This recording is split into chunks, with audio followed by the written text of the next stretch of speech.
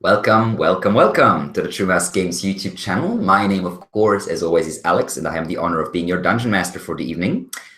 Today we are playing Dungeons & Dragons 5th edition, a 5th level one-shot called Blood in the Snow, where all 4 of our players are playing Goliath characters. Now, I would like to apologize. Oops, sorry about that. Now, I'd like to apologize in advance in case my voice gives out today. I've had some throat trouble the last couple of days, so hopefully my voice will be fine for the next couple of hours. If not, I'll just have to do the mafia thing where I just whisper all the time, right? And do like weird hand gestures.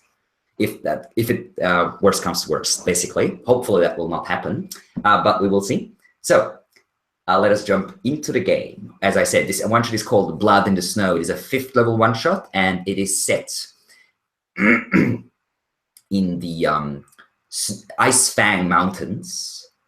For those of you who are a bit more familiar with my one-shots, you know that I have this realm of Orelon, this human kingdom. This is beyond the human kingdom. It is set in the Eastern Mountains, the mountains bordering the kingdom of Orelon. These mountains have been inhabited by Goliath tribes for a long time. Sometimes they come down into the valleys to plunder and ravage and return, all loaded with all kinds of riches and booty. And this raiding season is usually happening in spring. However, this year, winter has been very harsh, and the Goliath tribes have had some issues. Firstly, because winter was so harsh, several of the smaller villages had been cut off and Goliaths were starving, and some of the mightiest warriors of the tribes are indeed weakened by disease or half starvation, whereas others in the larger villages, not so much. However, there is another danger. For the first time, about maybe a month and a half ago, some beast or creature has struck Goliath hunting groups. Usually it started with single hunters or trappers, but then recently, whatever this beast is, has also attacked several smaller groups. It always kills the Goliaths or takes them away. Several have disappeared. And no one really knows what this beast is. However, the elders of the tribes have decided to send out war parties and treat this beast as an enemy, not just an animal that is there, but an actual enemy. They have declared war upon whatever creature this is. Some whisper that it might be some sort of giant. Others think it is a supernatural entity like a demon or an undead creature. And then again, some others say it might even be a dragon, awakening from an ancient slumber to claim the mountains once more. What it is, our player characters will discover, for they have been called to the longhouse of their village, of their Goliath village, to stand before a small council of elders led by an elder Goliath called Gamul Stoneheart, one of the most respected elders. He was an extremely powerful warrior in his prime, but he's now old and frail, still in some ways strong of will, at least, if not of body. It is very early in the morning, so our characters have been woken up fairly roughly by warriors that had the night's watch, and they have told them to be with the first light of the sun to be in the longhouse. And that is where we are jumping into our game today, as our characters are entering the longhouse. The interior is filled with smoke. There's a few dogs and other creatures that the Goliaths hold as their pets under the tables. Half a dozen or so other Goliaths present, 2 warriors, 1 serving woman, and 3 elders, a man and 2 women that are sort of huddling close to the fireplace. And as you enter and as you push your way past the smoke-filled interior, goblets of mead are pressed into your hand by one of the warriors, and he points and nods and points at the elders. And as you approach, the elders turn, the 2 older women giving you scowls. The third, Gamul Stoneheart himself, a very large Goliath, slightly bent with age, with a very, very dark skin, sort of dark brown, nearly black, very unusual amongst the tribes, writes himself up, and with the help of a large carved stick, which is really a club more than a stick as such, that he's holding in one hand, pushing it against the ground. And he looks at you. And at that moment, we will give, as always in these one-shots, our heroes the chance to introduce themselves and give a short description for you guys, for me, and for each other, for they have not met each other before, or if they have met each other, they have only done so briefly. And we'll be starting at my very left with Aiden, who is playing Gorg, the Goliath wizard today. So Aiden, go ahead, give us a quick introduction into your character, please. Hello. My name is Gorg. It's sort of like grog, but you say it backwards. So I suppose you spell it backwards too. Anyway, on my bald head, my fabulously grey bald head, I have a headband that sort of blends in with my tattoos, but you can see it. And then, other than a extremely undersized cloak that I have chained around my neck and hanging off of one shoulder, I am shirtless. It's just all this grey, muscly goodness for everyone to see. And then I have like hide, leather, sort of, yeah, really simple patchwork pants. Same thing with the boots. And I have a, it looks like a staff. It's a staff.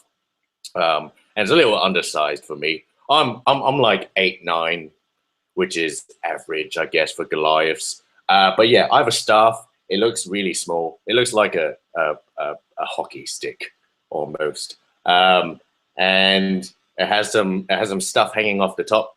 And I've tried my hand in what's it called, whittling once, but I didn't like it. It was really hard, so I stopped. So there's some carvings up and down the staff, but they're not done, so it looks like shit. But yeah, that's what I look like. Gorg's my name. All right, and that was the wizard of the party today. And moving over to Joe, who is playing the party's warrior, the fighter tonight, Namil Wildfinder. Go ahead, Joe, and give us a quick introduction into your character, please. Right, it's Namal. I'm this, well, average-sized Goliath, but the important part is that from head to toe, I am covered in this pristine mithril full-plate armor. It's quite rare for a Goliath. And I'm also packing a shield and 2 weapons hanging at my waist, a warhammer and a long sword. And yeah, it's Namal. That's all. All right. And Namal is indeed very well equipped for a Goliath. Some very unusual armor, very pretty. All right, and that was our fighter. So we're moving over to Luca, who is playing Aramil, the party's berserker barbarian tonight. So Luca, go ahead, please give us a quick introduction. You are muted. You need to unmute yourself first. In front of yourself, you see Goliath, a bit under 8 feet tall. He's completely bald with light skin for Goliath, almost as those of a human, but he looks very intimidating and frightening. Over his shoulder, he has a huge warhammer that seems to glitter on the sunlight. And also on his shoulder, you see 2 direwolf teeth, which you assume are his trophies. The moment he sees ale, he jumps after it and starts drinking without even thinking or, well, paying attention to anyone else in the room. He carries no armor or clothes except a small fur pants, you can say that way, that covers his vital parts, and large fur boots. And all right, excellent. And that was Aramel. And then last but not least, we have Tiffany, who's playing Occassionally, our ranger of the evening. So Tiffany, go ahead, please introduce your character to us. The shortest amongst the party and the only female, Urda stands off to the side. She's well equipped with leather armor, a pair of short swords, and a longbow, as well as strange bracers on either wrist. A flute can be seen tucked in her bag, hanging out. She looks grim and determined, but ready to go.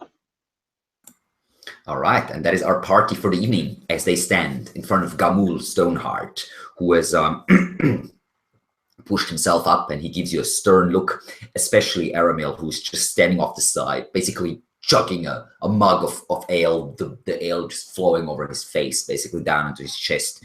And he says, "Good, you are here. I did not call because there was no one else.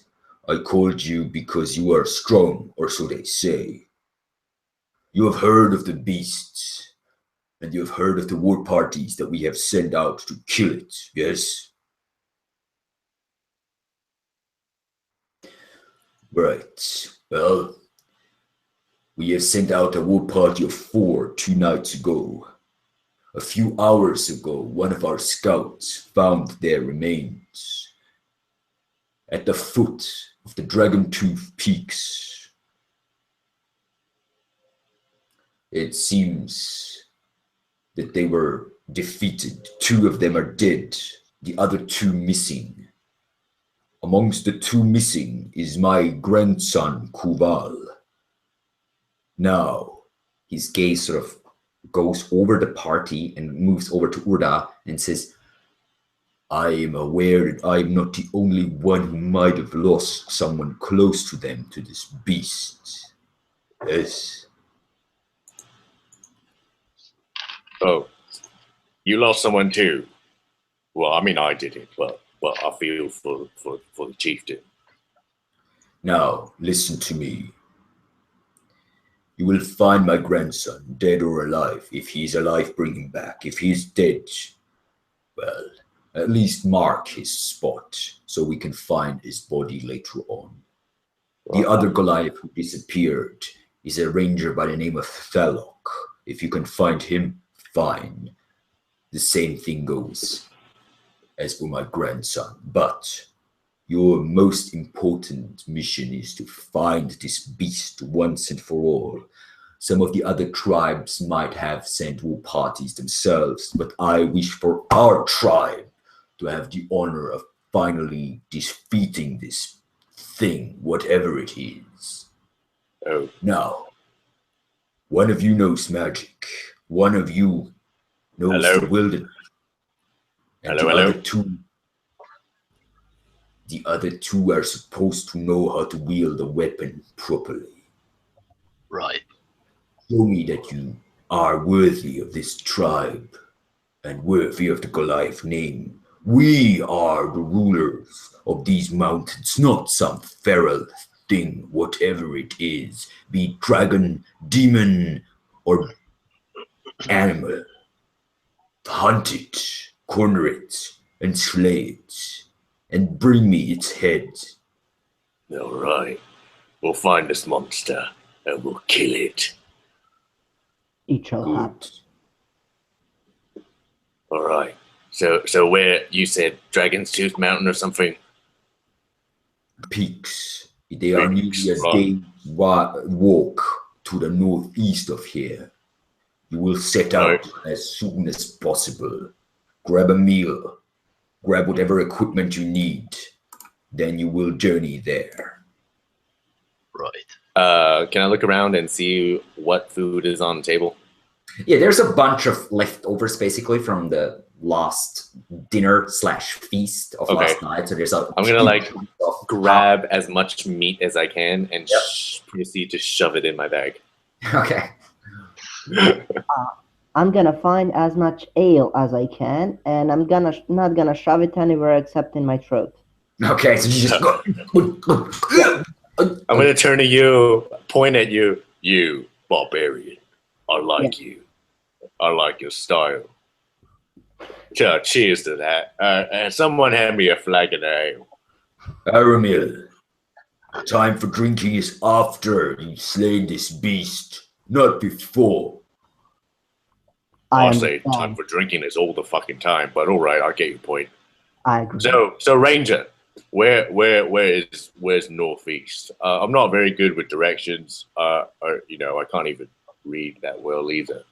Don't even know why I'm a wizard. But yeah, lead the way. Somebody lead the way. Erda makes for the door. Okay, she And just I follow her. and Sure. walks out. I follow her. Don't Like, give the- disappoint me. Yeah, I gave the clan leader, elder, Yeah. a reassuring nod, and then I leave after the others. Okay, you step outside and you're standing in the center of the village. The village is just waking up. The sun has just risen on the horizon to the east, and the village is just waking up. You can see the first whiff of smoke curling out of the different chimneys around you, and there's a few warriors patrolling and a few people that just starting their morning chores, basically. Okay. What's the tone? What's the mood of the people? Are they like scared, or are they just? They seem.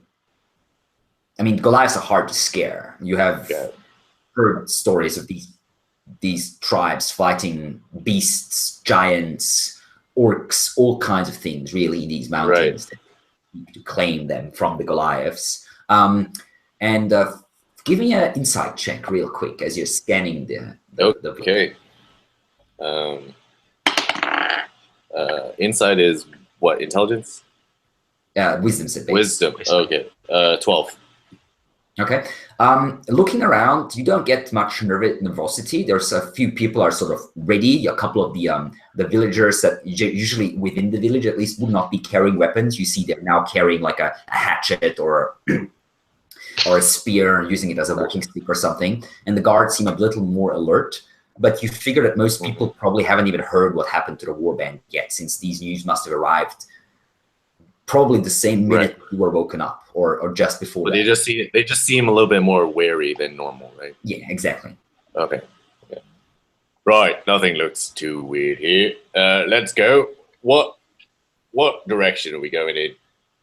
I imagine Right. Erda knows what direction northeast is. Yes, you would easily know that, of course. So she starts heading that way, expecting everyone to follow, of course. Okay. And I follow her. Yeah, the two guards at the gate open the gate for you, and this heavy wooden gate reinforced with like a stone bulwark on both sides. And one of them, a tall, gray-skinned guy with like, several scars on his side and a spear in his hand, who some of you might know as Vaughan, gives you a nod as you walk past and says, "The elders are sending you out, eh? To take a look at what happened to the warband." Yeah. Yeah. Aye. Yeah, that's May what the they're doing. spirit of the mountains fill your hearts with fury and your arms with strength when you face this beast. Show it that we Goliaths, we are strong, eh? Yeah, we'll show that monster. Yeah. We'll bring its head back soon enough. And we'll eat it afterwards. Nah, maybe not. As you are marching past, they give you nods, both raise their weapons, and then close the gate behind you. Okay, as we get out of the sorry, just so I get this out of the way, as we make it out of the village itself, I start my compatriots, basically letting them know that we represent the best of the brightest of the Goliath tribe. We have an actual wizard with us. We have the best ranger of the tribe. We've got the fiercest barbarian. But right. Oh, trust me in this. Basically, I gave this 10-minute hype speech as my inspiring leader feat lets me do. All right. Which gives them, I believe, temporary hit points or something? Yep, 7 of those. All right. So Everybody. You get 7. And how long do they last? There's no defined duration, but I can only give them once per short rest, so I'm guessing it lasts until then. That makes sense. All right. So until the next short rest. Also, before we leave the village, you see Aramil step aside for a moment, and now he has a huge barrel of ale that he carries on his shoulder. Okay. This will go swimmingly. Very. Of course. I am filled with confidence. Well, after that speech and carrying a barrel of ale with you, what could go wrong, really? Yes. We look so badass right now. Yeah. Because Okay. Oh, so badass right now. Right. Yeah. All right.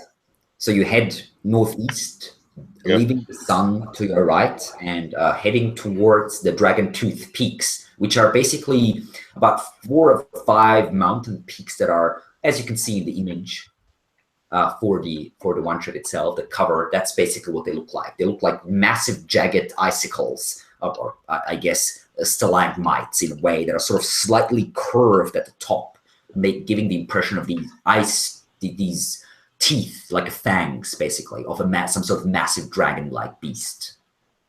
Gotcha. You can see them in.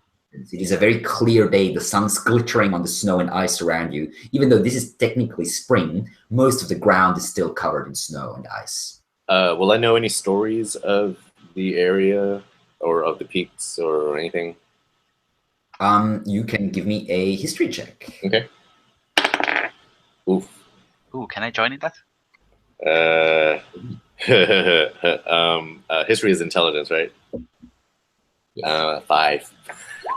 Okay. Well, Our area, you have no clue. Well, Amal, this looks new. looking at the peak, you remember that that there's an old tribal story about the first dragon Okay. who rose from the sea, carried an ice age upon the world, and was slain by the gods in furious combat. And his skull is supposed to have smashed down upon the earth, and he's broken to pieces, and these pieces have formed the very mountain range that you stand on. And basically, okay. these fangs, the dragon tooth peaks, are a few of his teeth scattered around. right. Gotcha. So it's reasonable to expect that the hunting is going to be a direct descendant of this dragon. Maybe. So- Or it could be like a guardian of one of those gods or something. That. Nah, Well, actually, a descendant sounds more likely. Whatever it is. Right. Either way, we gotta be careful. Yeah, what you said. Careful. So Right. you leave the village of Blackrock behind, traveling towards the peaks. As I said before, it is a very, very bright day, which is unusual because you have not seen such a clear blue sky for many months now. Winter was harsh, was always at least a little bit of snow, the winds howling, but it's not too bad at the moment. You do get the impression that as you are approaching the peak, it will be worse though. This area of the mountains, especially Urda, you know this, is infamous for its terrible snowstorms, even in summer sometimes. Mm. The clear sky means we have luck with us. Right, yeah. I don't know this area very well, so you guys are gonna have to take the lead. I mean, I'm gonna try and fuck shit up when we encounter shit later, but yeah. Can I look around and how perilous is our path ahead of us right now? Not terribly. Not terribly? There's a little bit of climbing involved here and there, but this Right. area, Blackrock village itself, is heavily traversed by Goliaths. I mean, some 150 okay. Goliaths call the village their home. So there's a lot of small paths. There's no like streets as such, Right. but you are used to walking in the mountains, or have become used to, so you Right. do so. So for you, it's not an issue. Cool.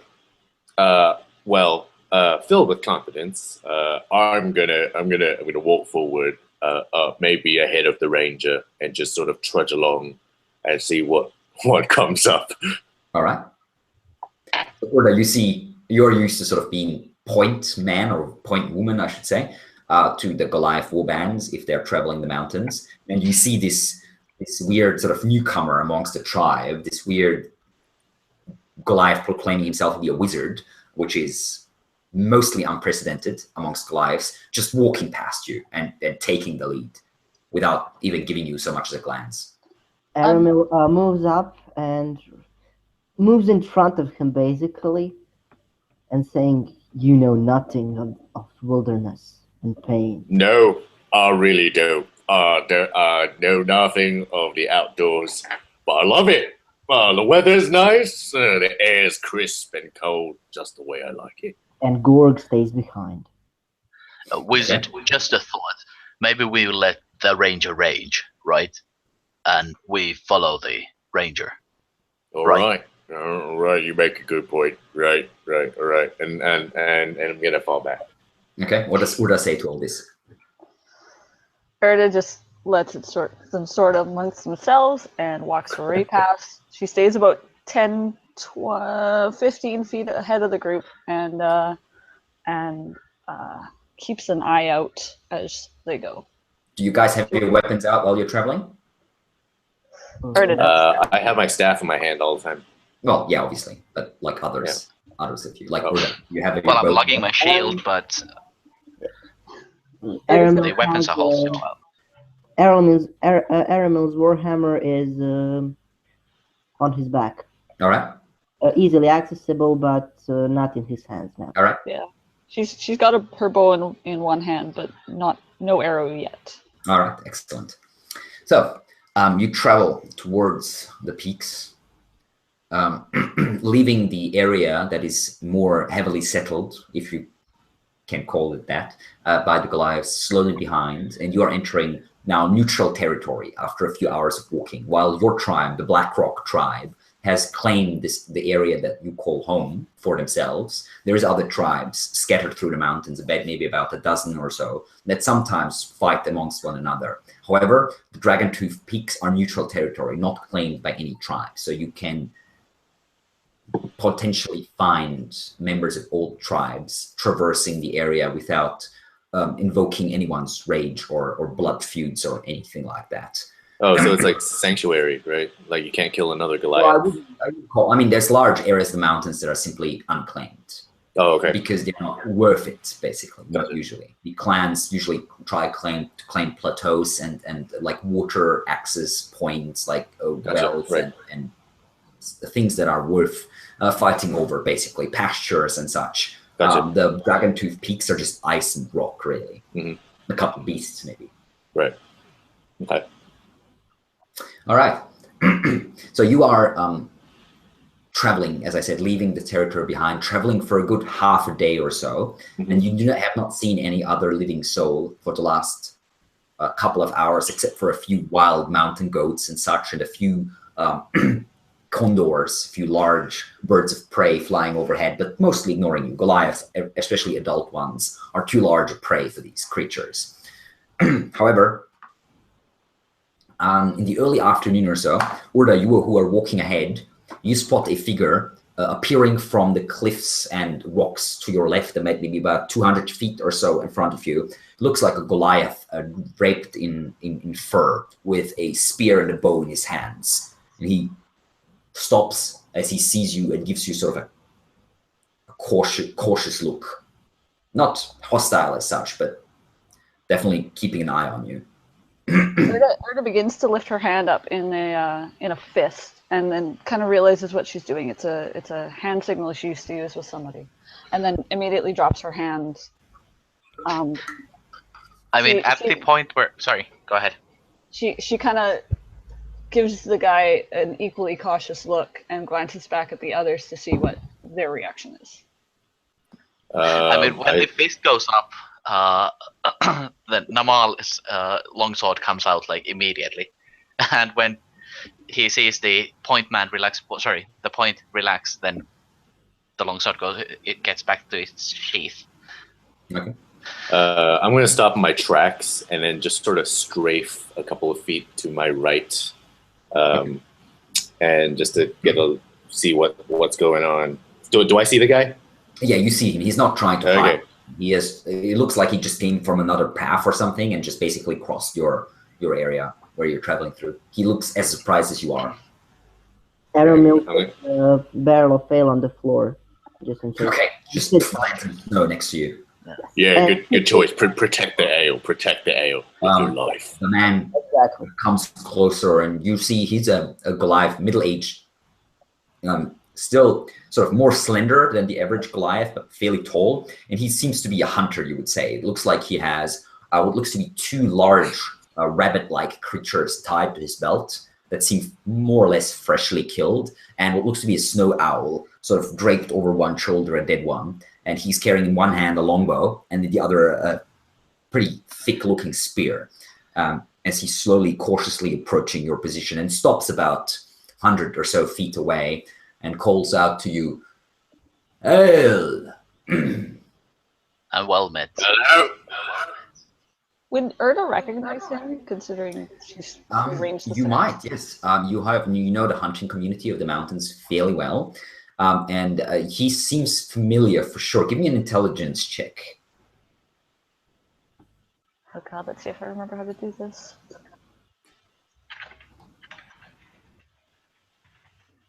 You got this. Let's figure out. Oh, okay. Well, we'll just roll a 20. Oh, that's a 3. Okay. While this fella seems familiar, he was definitely a hunter from one of the other clans. He does not seem like you don't know him personally. Oh. I'm gonna shout, "Oi, old man! Who the fuck are you?"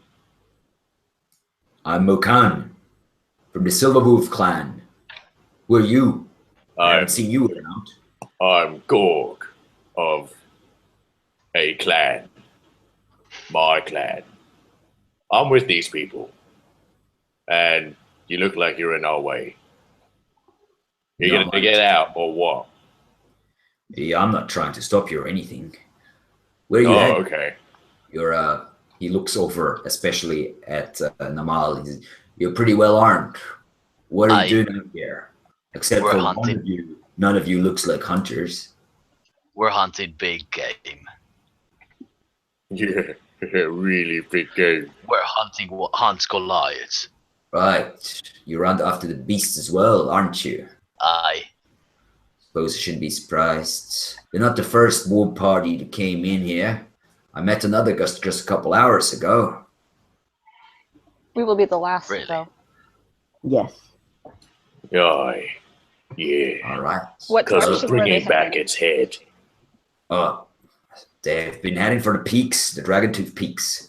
Their leader is Kenneth Nightrunner. He claimed the kill. From what I've heard, he's probably not going to be too happy to see you, but that's none of my business, really. Oh, he claims he's killed the beast then. He said he will. Oh, he said he will, not that he had. Oh, right. In that case, let's go pay him a visit, yeah? What say you? Well, then I hope there's going to be 2 of those. Yeah. That's really not my business. He sort of steps out of the way. You feel free to pass. You have anything to spare? Like, dry food or something? It looks like it's going to be a long road ahead. He looks down into the 2 sort of rabbits that are tied to his belt, takes one off and says, "You have anything to trade?" I have some chicken or whatever it is I got from the from the longhouse. I Right. got some whatever this is. Cooked Anything food, more dude. useful? We don't want to trade our ale, do we? No. You don't. Some weapons or anything? Why would we trade with this coward? I don't see him fighting a beast. He is not a coward. He is a hunter for his tribe. Yeah, I'm a coward. Or like to be told by the boys. All right, I'm gonna turn to the old guy. Hiding behind the fighter. Sorry, mate, I got nothing. So, yeah, I'll be on my way, and I'm just gonna walk on next to the ranger, and then just sort of stand next to you. Okay, he backs away a little bit, so leaving your a track so you can walk past him without getting too close, and sort of hangs his bow over his shoulder, grips the spear with both hands, just to be on the safe side. I nod at him and give him a fist to my chest. Yeah, he does nod back and sort of does the same thing. Yeah, and continue on my way, heading Okay. 10, 15 I follow. I pick up my ale and while I'm walking next to him, I look at him with contempt and keep on walking. He gives you a stern look back as you walk past. Doesn't say anything. Nor do I. Yeah, you leave him behind. Right, so we are really not the only party looking for the beast, so we should probably make it double time. Or whatever. Right. All right. Let's go. And I proceed to feign slapping the ranger's butt to go ahead. Okay. That's just because that's what I would do. I give you the biggest death glare you have ever received in your life. I stop like inches away and be like, I was just saying after you. Yes, you were. Yeah. Yes, I was. And I head 10, 15 feet ahead of the group with my bow still out. Wise choice. I said we were the best and the brightest. Yep. Brightest. Sure. Very bright. I'm so bright. And I'm going to follow. As you continue towards the mountain peaks, coming closer and closer to the dragon tooths, the weather seems to be growing worse. And the wind is picking up. And there's a little bit of snow in the wind as the noon slowly turns into afternoon. And then as you continue, as afternoon slowly but surely heads towards evening, and the ground around you is slowly darkening. There's still probably like an hour and a half to 2 hours of daylight left. But yeah, as I said, it's definitely getting colder and windier. I'd like to have a quick look around for anything, any trees or anything we could shelter under or sort of natural There's cave. plenty of rocks. There's hardly any trees at all this high up. But there is plenty of rocks, so you would probably be able to find rock, some sort of rock shelter or something anywhere in the vicinity, really. Just so you guys know, I have Leo's tiny hut prepared. So later on, if we really need a rest, I can cast that and we can hide in there. Just letting you all know. You can form this tiny hut out of magic? Yes, yeah. It's basically like a little house, and it appears out of nowhere, and we can go inside for a little bit and rest up. We should probably lie. I don't lie. If anything, I tell the truth a lot. I don't have the capacity to lie. But I suppose that's a discussion for another time. And I'm going to no, I'm just gonna stand there. Yeah. Okay. So what you see before you, as you have now reached the area of the Dragon Tooth peaks themselves, you see basically there's 5 of those peaks. There is one that's the closest to you, and then there's 2 more behind that, and 2 more behind that, and they are probably several hundred yards towering above you, and still maybe about a mile or so off the closest one of those. However, looking at that closest one, you do see quite distinctively the orange flickering light of some sort of large fire with quite a significant trail of smoke coming up from the side of one of the peak that is closest to you. Would we be able to reach that before nightfall? Yeah, that's only about half an hour or so away from you. You, as I said, you have a good hour and a half or so before the sun actually goes down. Hold on. If it's the rival party, right? The rival hunting party, what if they attack us? Yeah, and we're shit out of luck. Right, yeah, I understand that, but like we could be outnumbered. Ranger, what do you see? I'm gonna ask you. What do my Goliath eyes see? What are you trying to perceive? Just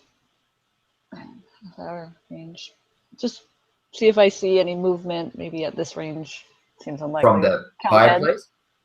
Yeah. Or okay, give me a perception check. Perception.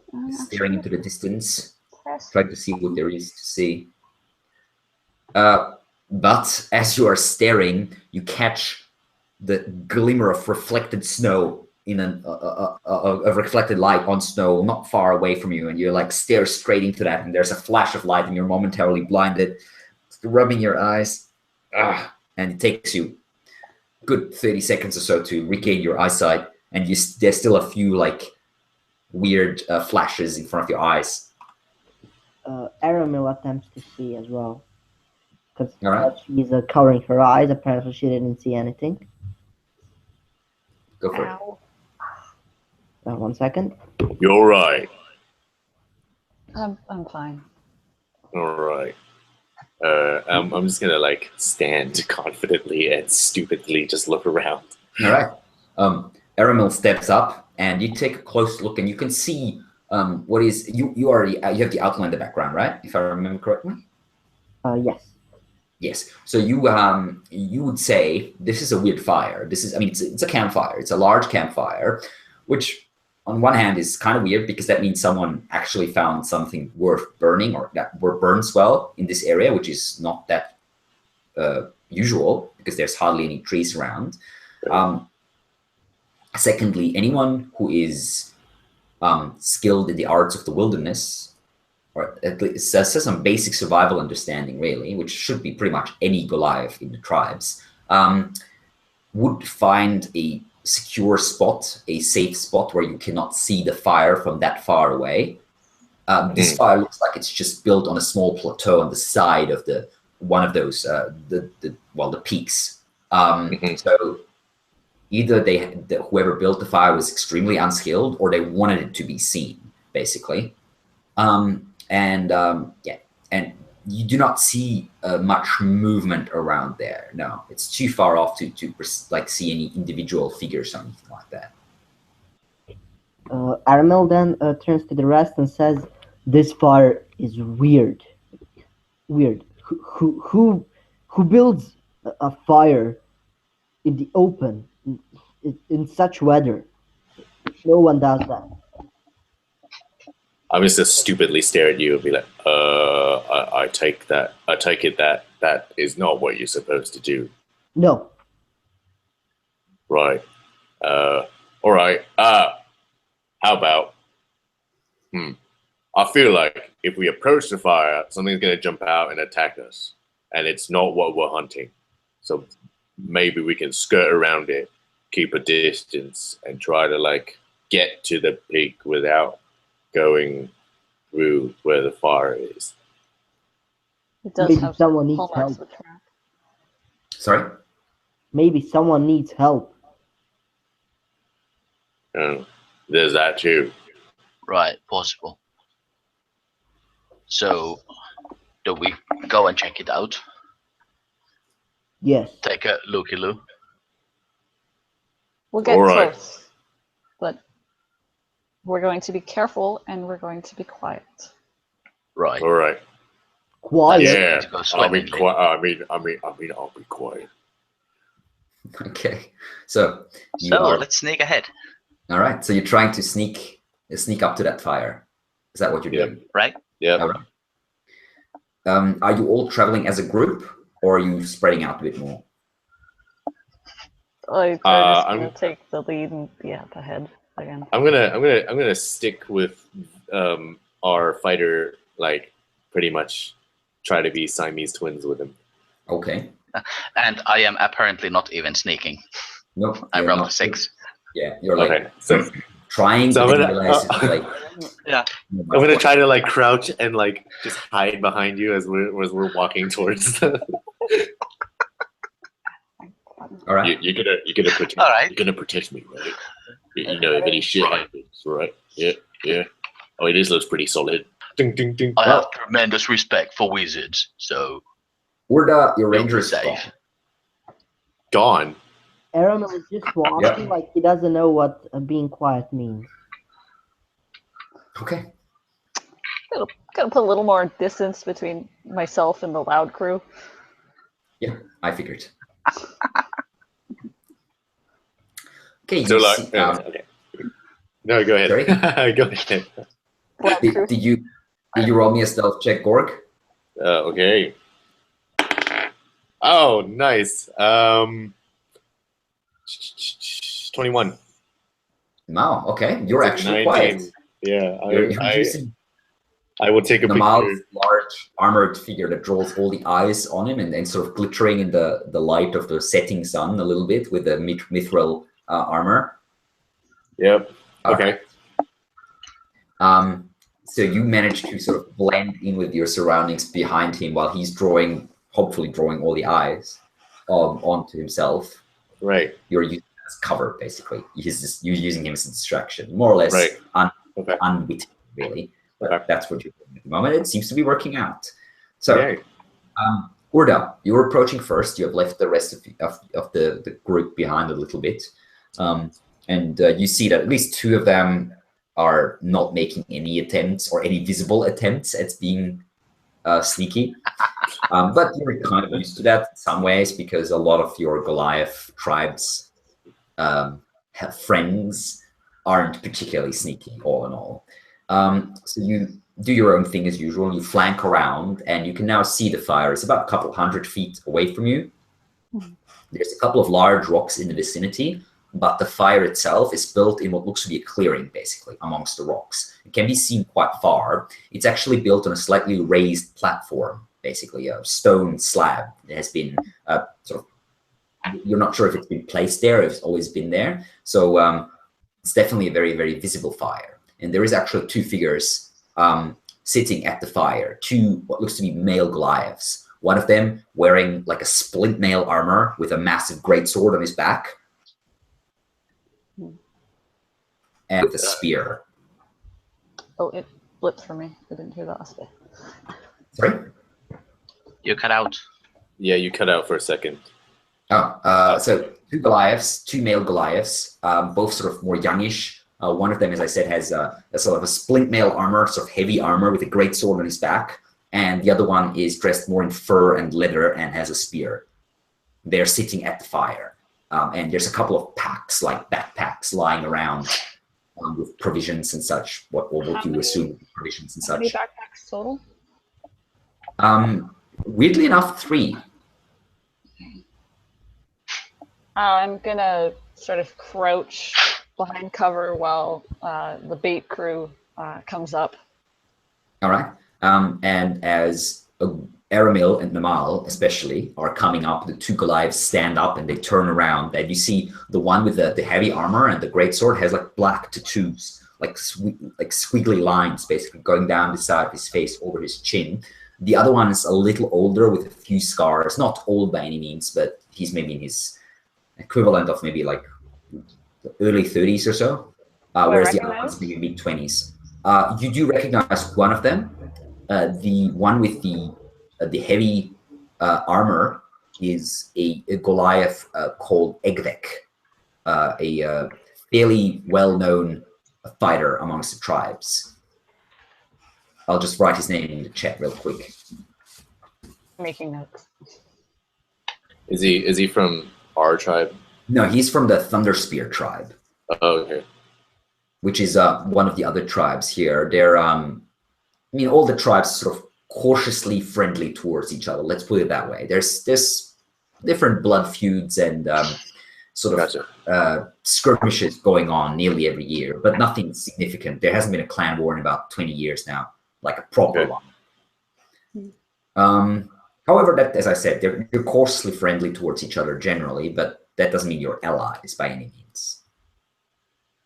I'm gonna look up at my armored friend and be like, "So what's going on? What's going on?" Do we see the Goliaths at this point? Yes, you all three see them now, and they have also seen you as they stood up and sort of brandishing their weapons in your direction. You, Urda, from what you can see, you are completely unseen. No one seems to be noticing you, with neither your party nor the other two guys. All right, I'm going to tuck my bow kind of up one arm so my hands are free and step out of cover, and I go, "Hail."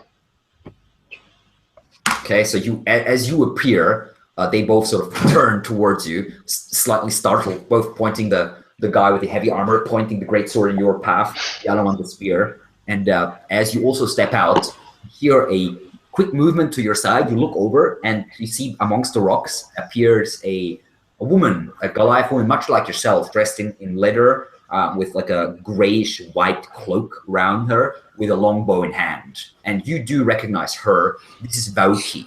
She's not a friend, you would say, but sort of acquaintance of yours. You have shared hunting expeditions maybe 2 or 3 times, and sometimes traded meat and such with one another. She's also from the Thunderspear tribe. Right then. There'll be no need for the weapons. You can put those away. We're not looking for a fight. Yes, we are. The armored one says, "What the fuck are you doing here?" Probably Don't not. tell him. Obviously.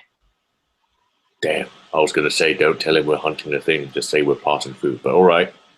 Well, This is our kill. I'm Kanat Night Runner. I've claimed this kill. It's mine. I'll kill the beast. You can go back from whatever hole you crawled out of. You do From not behind- look strong enough to kill anything. From behind my armored friend, I'm gonna shout and try to still stay in cover. I don't see your name on it. What? The kill. You said it's yours. I don't see your name on it. Yeah, I claimed it for my tribe and myself. Well, I'll claim it for me. Whatever it is. well, do you even know what you're hunting? Well, did you? Yeah, it's a giant, and it's gonna squish you into paste and eat you for breakfast. Now, do you know how to deal with a giant? A giant? Are you some sort of moron? If it was a giant, we would have realized he was a giant ages ago. You think giants are quiet and sneaky? I've You heard called him your stories. friend a moron. Yeah, what he said. Do I know anything about giants, by the way? I mean, a little bit, probably. Okay. I heard stories about storm giants, and I hear that they're smart. So, whatever bumbling fuck you're talking about is probably a hill giant. Yeah, I'm talking about storm giant. He gives you a confused look. Looks over to his companion. I'm trying to deceive him. I'm trying to. Give me a deception. Okay. At this point, if Erda was the type to facepalm, she probably would.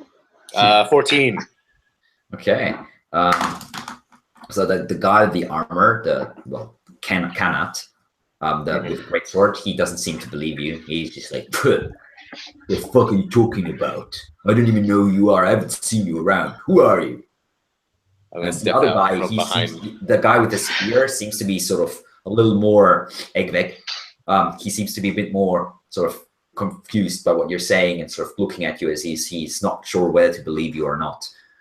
The woman, Vauki, in the meantime, is slowly approaching Urda, and she gives you a cautious nod, and she says, "Well, looks like you've been set up with these fools." And he sort of Oi, mind your tongue. Who are you calling a fool? You can't hear it. That she's sort of speaking quietly. Oh, okay. Yeah, we're off. Oi, what's she saying? It looks like you've been saddled with those fools. Aye, you could say that. Well, what are we supposed to do? I guess never send a man to do a woman's job, right? Pretty much. You haven't lost anyone, have you? Yeah, I've heard what happened. Sorry about Golem. He was a good man. The best. I'll tell you what, sister. Whoever gets that creature, it's going to be for the best of all of us, right? Yes. Leave the men to their dick measuring or whatever it is they're doing. And we'll get the job done. In the background, I'm gonna be actually teabagging the ground with my thumb, stuck between my legs and just, trying to taunt the other dudes.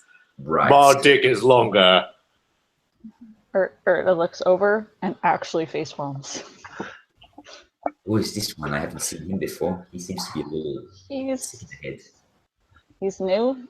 Says he's a wizard, but I haven't seen any. Nice. Doubt he's going to survive long. Probably not. Anyway, so do you have any information about the beast? Just that it tears people apart. All right, that's pretty much from what we've heard as well. There's supposed to be another war group here somewhere, but we haven't met them yet. What tribe? Your tribes, I believe. One from your tribe, I believe. They sent a second? No, they did. Yes. Yeah, they. We heard that they had been taken. We're supposed to find them too. Oh, well, let's see. If you see them, could you send word back to our tribe? Well, we'll try. I doubt that Kanat. He's war leader on this one. She points at the guy with the splint armor and the greatsword, the tattoos on the side of his head. I doubt he'll let me go. He needs my skills to find this beast if they stand any chance. They should have sent us hunters out first, not these trampling fools. They might be good when it comes to breaking down village gates and looting and stuff, but here they don't have much use, in my opinion. We'll see. If Well, nothing else, they'll be in the way until I can get the last blow.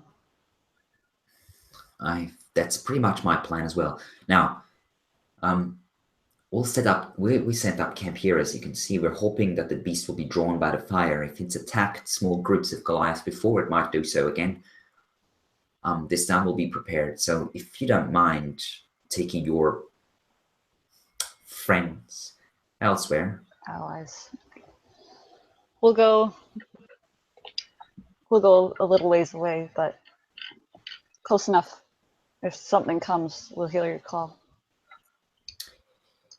right? I suppose. Good hunting. And to you. And I walk back over to the dick measuring contest. Yep. And they're hit like, me? "Whoa, no, we'll take it down." I'm over there going like this to the other Yeah. other group. Yeah. Look Well, at I am me. trying to ignore what the wizard is doing and trying to explain to what was his name? Night Runner? Yeah. Cannot night Look, run. yeah.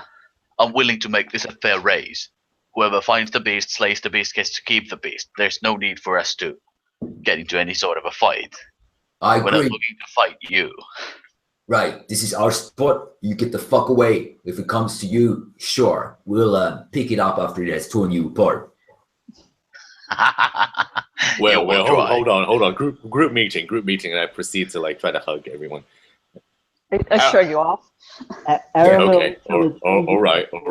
How about like if the beast attacks them, yeah, we let them do most of the damage. It's probably gonna kill them, and then we finish it off. You know they can hear you, right? What are you whispering about? What? Nothing. Oh. Nothing. Huh? Did I say something? What? Huh? It must be the wind. Right. Must Yeah, be you the did. wind. Good hunting, Night Runner, whatever. Yeah, good hunting. My dick is Hey, still longer. Walker? What was it? I get everyone's attention for a second. We're gonna make camp. Well, this is their spot. We're gonna make camp over there. We're not gonna be as obvious about it, of course. Well, yeah, Alright. we just agreed about that with Night Runner. So sure. All right. Let's Aaron see your will magic just, hunt. after all this, it stressed him out a bit, so he pulls up the barrel and starts drinking again. Okay, just like. Yes, exactly. Right. Exactly. Okay, so Um, I lead them half mile, I don't know, like 500 feet or more away, All right. and I point at the wizard. Do Yeah. anything. Which direction? wow. do you go? Maybe a little bit back the way we came, because that would have a clear pass already worn through. I mean, there's plenty. Traversing the area is not so much a problem unless you actually try to climb up towards one of the peaks themselves. When in doubt, go north. North would be deeper into the fangs. the dragon tooth peaks. I mean. We'll go back a ways from the way we came in. Okay. And then just off to the side of the trail, probably about 30 feet. Okay. Okay. You're pointing to where you want me to put the thing, right? I'm pointing at you to do your thing. Oh, okay. I'm going to. Yeah, I will cast Leo's tiny hut on about 30 feet away from the trail. Is it just open space, or is there anything I can like park it up against? There's several rocks protruding from the ground, like large, fairly. Right. I'm gonna cast it in between the rocks, so the hut is in between the rocks. Okay. Yeah. Aramil freaks out for a moment and throws his warhammer at it. Well, oi! Not my handiwork. In the air, and then a area of about 10-foot radius is just like filled with this opaque, sort of grayish something. It looks like looking through like milky glass, basically. And I proceed to walk in. There's a look of honest surprise on my face because I didn't think he could do that. Same. Okay. I go and clap the wizard into between the shoulder blades, basically. Harder than necessary, probably, but I mean, it's a genuine gesture of good job. I told you I could do magic. Now let's get the fuck in. It's cold.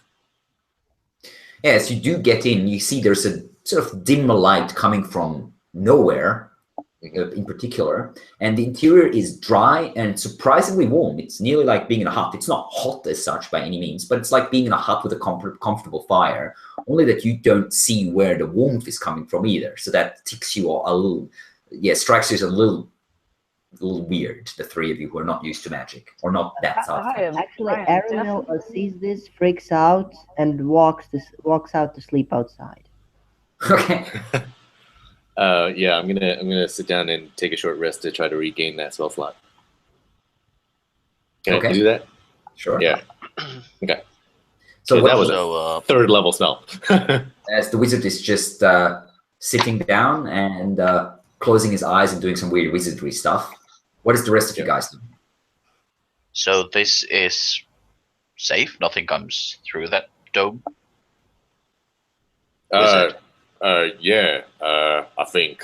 I mean, I've only ever used it on myself, and I've been fine. But yeah. Right. I lean back and, well, pretty soon fall asleep. Is there a doorway on my dome, or is it just like energy? It's not. Gotcha. Yeah. Cool. Yeah. It just sort of appears, and I rest in it, and yeah, like. Most of the time, not dealing with snow, so it sort of blends in. So I don't know how we're gonna hold up in here, but hopefully fine-ish. Okay. And then I proceed to like whittle at my staff with like my thumbnail. All right. Okay, and Aramil, you have stepped outside.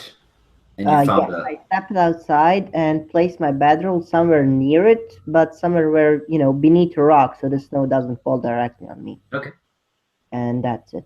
I drink my ale fully, so the barrel is gone. I drink a lot, and I go to sleep. Cool. Urda, you see one of your companions is doing some weird wizard shit. The other one's just drinking himself to sleep. And the third one is just stretched out like he has no care in the world.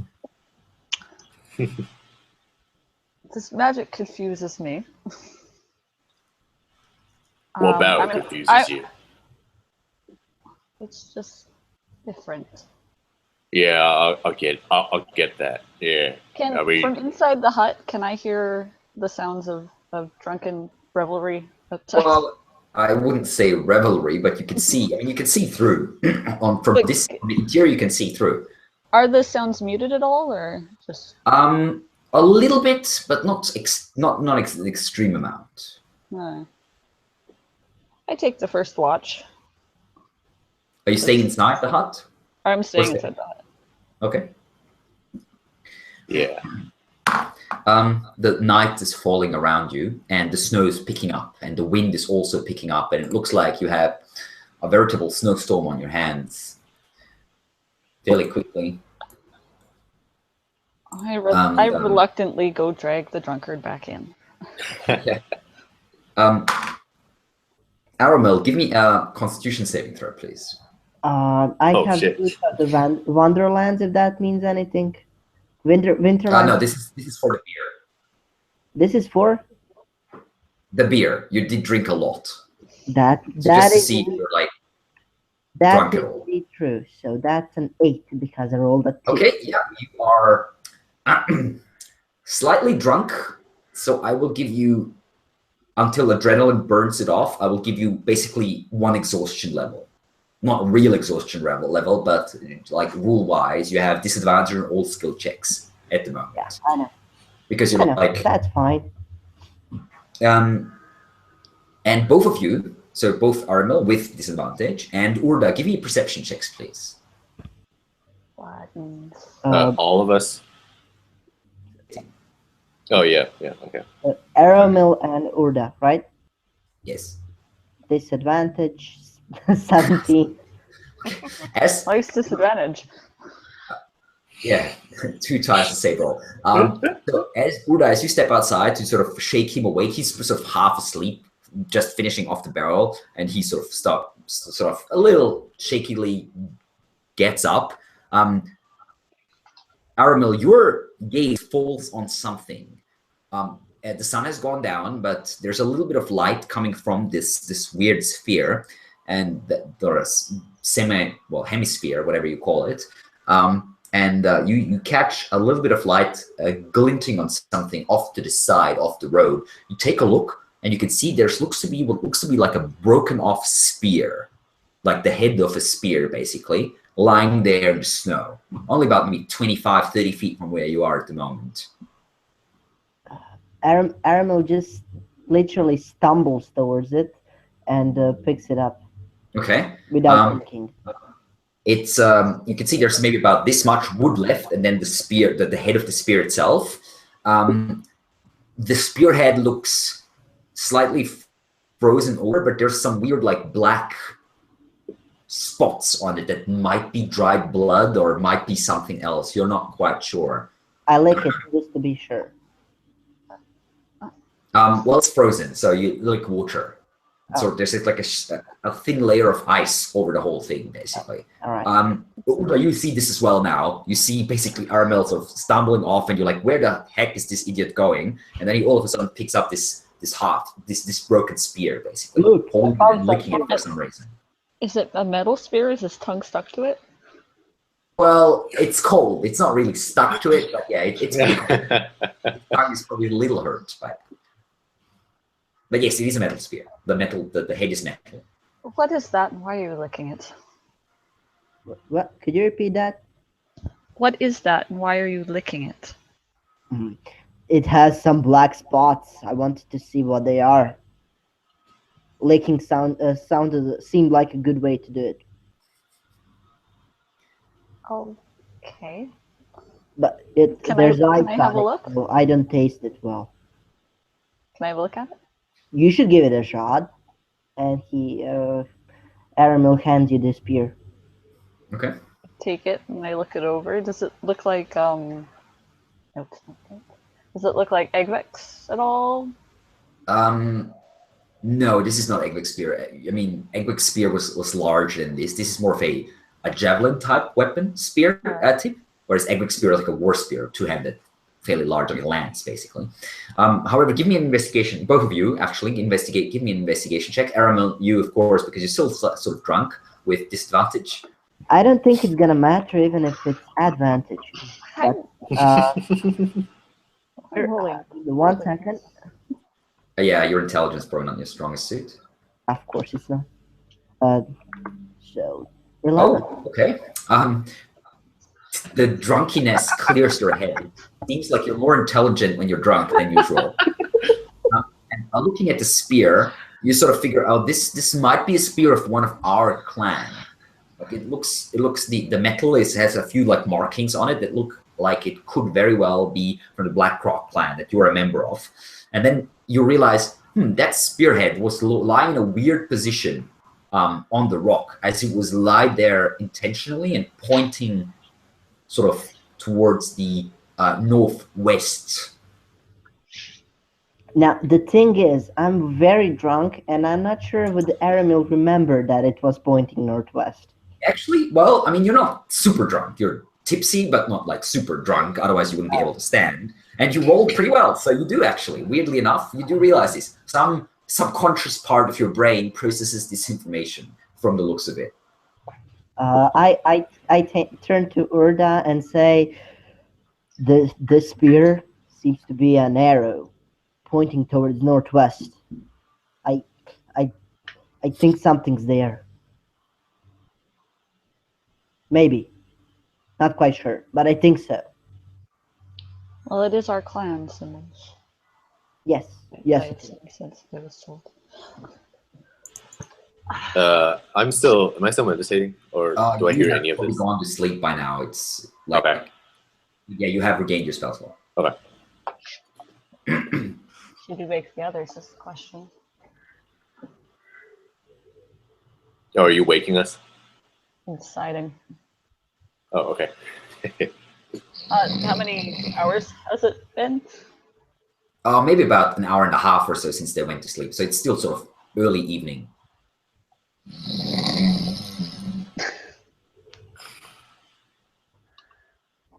Aramil. No, don't hit me. Oh, good. Aramil puts his head inside the dome, like completely shudders, like it disgusts him completely, and yells with all of his lungs, which is a lot. Wake up! No, oh God! What's going on? Yes, sir. Yes. We found You know, you could have done that a little bit more delicately. Yeah. I don't think it would have been as fun. All right.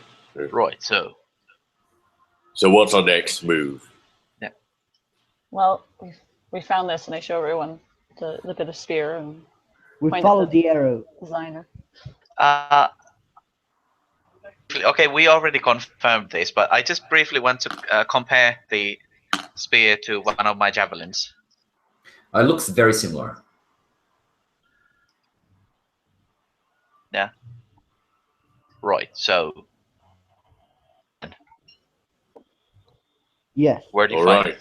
Well, lead the way. Just outside, it was pointing to the northwest. Yes, Right, yes, so- that too. I'm not sure if we think it's. It's just strange that it would be pointing in the direction that we should. Northwest. That way. Can I go that look at the way. spot it was picked up from and see if it looks like Yeah, it's like it was it's placed basically there? two rocks sort of joining together, and there's just like a small edge, and it was sort of wedged in there from the looks of it. Okay. So, kind of like it was thrown.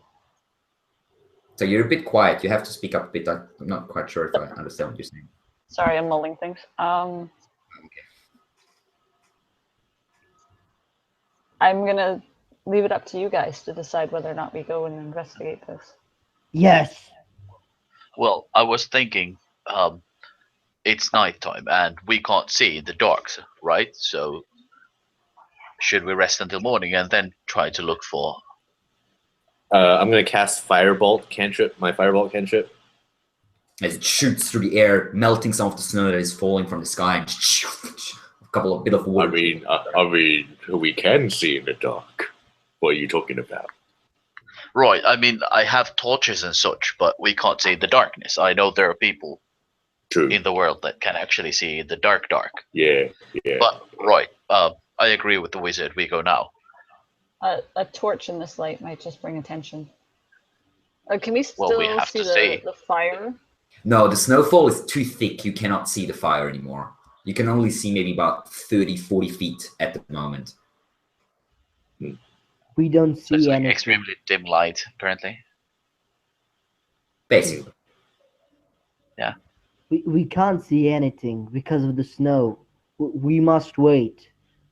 And I mean, you see that you can't see like stuff around you, but anything below, it's kind of like mist. Imagine like the snowfall is so heavy that it kind of turns into this Right. mist. Right, that should mean, and correct Right. me if I'm wrong, I look at the ranger. If we light a torch, the snowfall should obscure it, right? Hopefully. Good. So, no problem. Let's go now. I start lighting one of my torches. Okay. Anyone else? Aramil does the same. Sorry? Aramil does the same. Lights. Okay, so lights you have up two a torch. torches up at the moment. Okay, excellent. I'm gonna periodically send firebolts, cantrips. Wait, I have unlimited cantrips, right? Yes. Yeah, I'm gonna periodically send firebolts ahead, Okay, for as Sure. long as I can, like 60 feet. Right. And The- as The first we're time going, one- sorry. The first time one whizzes past me, I look over my shoulder with a glare. Am I not supposed to do that? Maybe don't. Okay. And as The torches are fine. Okay. So yeah, as we're going, I just want to like quietly, because we are trying to, not attract too much attention. Right. Yeah. I want that. to just slowly reaffirm to everybody just how amazing we are. That this is actually a gift from the gods, that we are going to find this beast, slay it, bring it back home. A you know, gift. just- Yeah, we're pretty gifted, but not from the gods. I don't. Another think. inspiring speech. Yeah. That's another 7. Is it a 7 again? Yeah, 7 again. Those Okay. don't stack. It's just Yeah, refreshing it. but I wasn't sure if you had to roll for a number or whatever. It's the same number. No, every it's time. it's class level plus charisma mod. Okay, so 7. Yeah. So 7 temporary hit points. Everyone again. Okay. Yeah. And as you continue, so I'm assuming you're moving the same sort of what you call it, tactical positioning as before, with Urda like 20 feet ahead, and then the rest of you like sticking together in the back, more or less. Aramil is in front of the wizard, and I have no idea which class you are. Honestly. I forgot. Wait, what? No, I think he's a fighter. no, I'm a fighter. Yeah, sorry. Yeah. Yeah. So I'm walking right in front of Namal and Gorg. Okay. Yeah, Yeah. okay. I'm gonna. Yeah. Okay, so we have Urda, and then sort of in between her and the other two, which are at the back, is Aramil. Excellent. Yeah. Okay, so you're moving through the snow. The snow is not particularly deep, but you can hear like the sound as you are trudging through it. So your footsteps by no means are quiet, except for Urda, who has experience in walking in snow quite a lot. And she's surprisingly quiet. Not as quiet as she might like, maybe, but still far more quiet than the guys around or behind her. However, with the howling wind and the snowfall, it sort of swallows up sound. You believe, Urda, that you should still be able, even without trying, to remain fairly quiet. And you're just heading in that direction, sort of moving past rocks and over small areas of snow and ice. And you are leaving your camp behind. And I'm assuming you're carrying all your stuff except maybe the mostly empty beer barrel. Well, it does have sentimental value. Okay, so you're carrying it with you, sure. Okay. So It's a place Aaron to has start. a beer barrel and a torch. All right. Yes. So you are, you have maybe progressed a couple hundred yards. Really, going is a little slow with all the rocks that you have to sort of climb through and meander through, and the snow and such. And Urda stops, like basically a couple dozen meters. You got a dozen yards to look around a bit, and then continues on. And then you come upon a what looks to be fairly visible, actually, because it's in a small cave mouth to your left. It opens up suddenly. Urda, you see this first. There's basically, as you're walking through the snow, all of a sudden to your left, in the weak torchlight that streaks past you, you can see a small cave mouth. And in that cave mouth, what looks to be the remains of a campfire. It's not smoldering anymore. This is a day or two old, you'd say. I move in closer and have a look around. Okay. You immediately see that there is a body not far from the campfire, lying on the ground, face down, and there's already a little bit of a layer of snow on it. I immediately go to the body and check it out. Recognize very soon, frozen and dead, a warrior of your tribe by the name of Thalok, a young warrior whom you have known reasonably well. He is dead. His skin is white, nearly blue, and you sort of wipe away a bit of the snow, and you can see several what looks to be very large wounds on his body. It's definitely been killed. Does it look like wounds I've seen before? Give me a investigation or medicine check. So you take a look at the body, like maybe gesture Aramil with a torch to come over so you have a bit more light.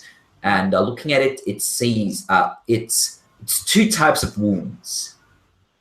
On his side, it looks like some sort of large bladed weapon, maybe an axe or a large sword, has cut into him. But there is also what looks to be several claw marks on his body by two different types of enemies.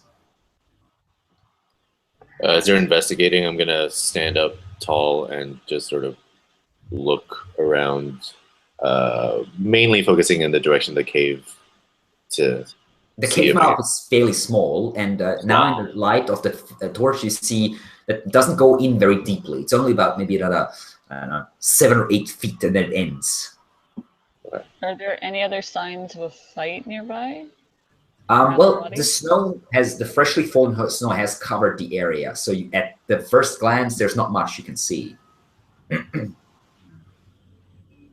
did, however, see that looking at the body, that his wounds have been tried to be bandaged. Like someone has tried to bandage his wounds, but he has done a really shitty job, and you think that the guy must have just bled to death or something.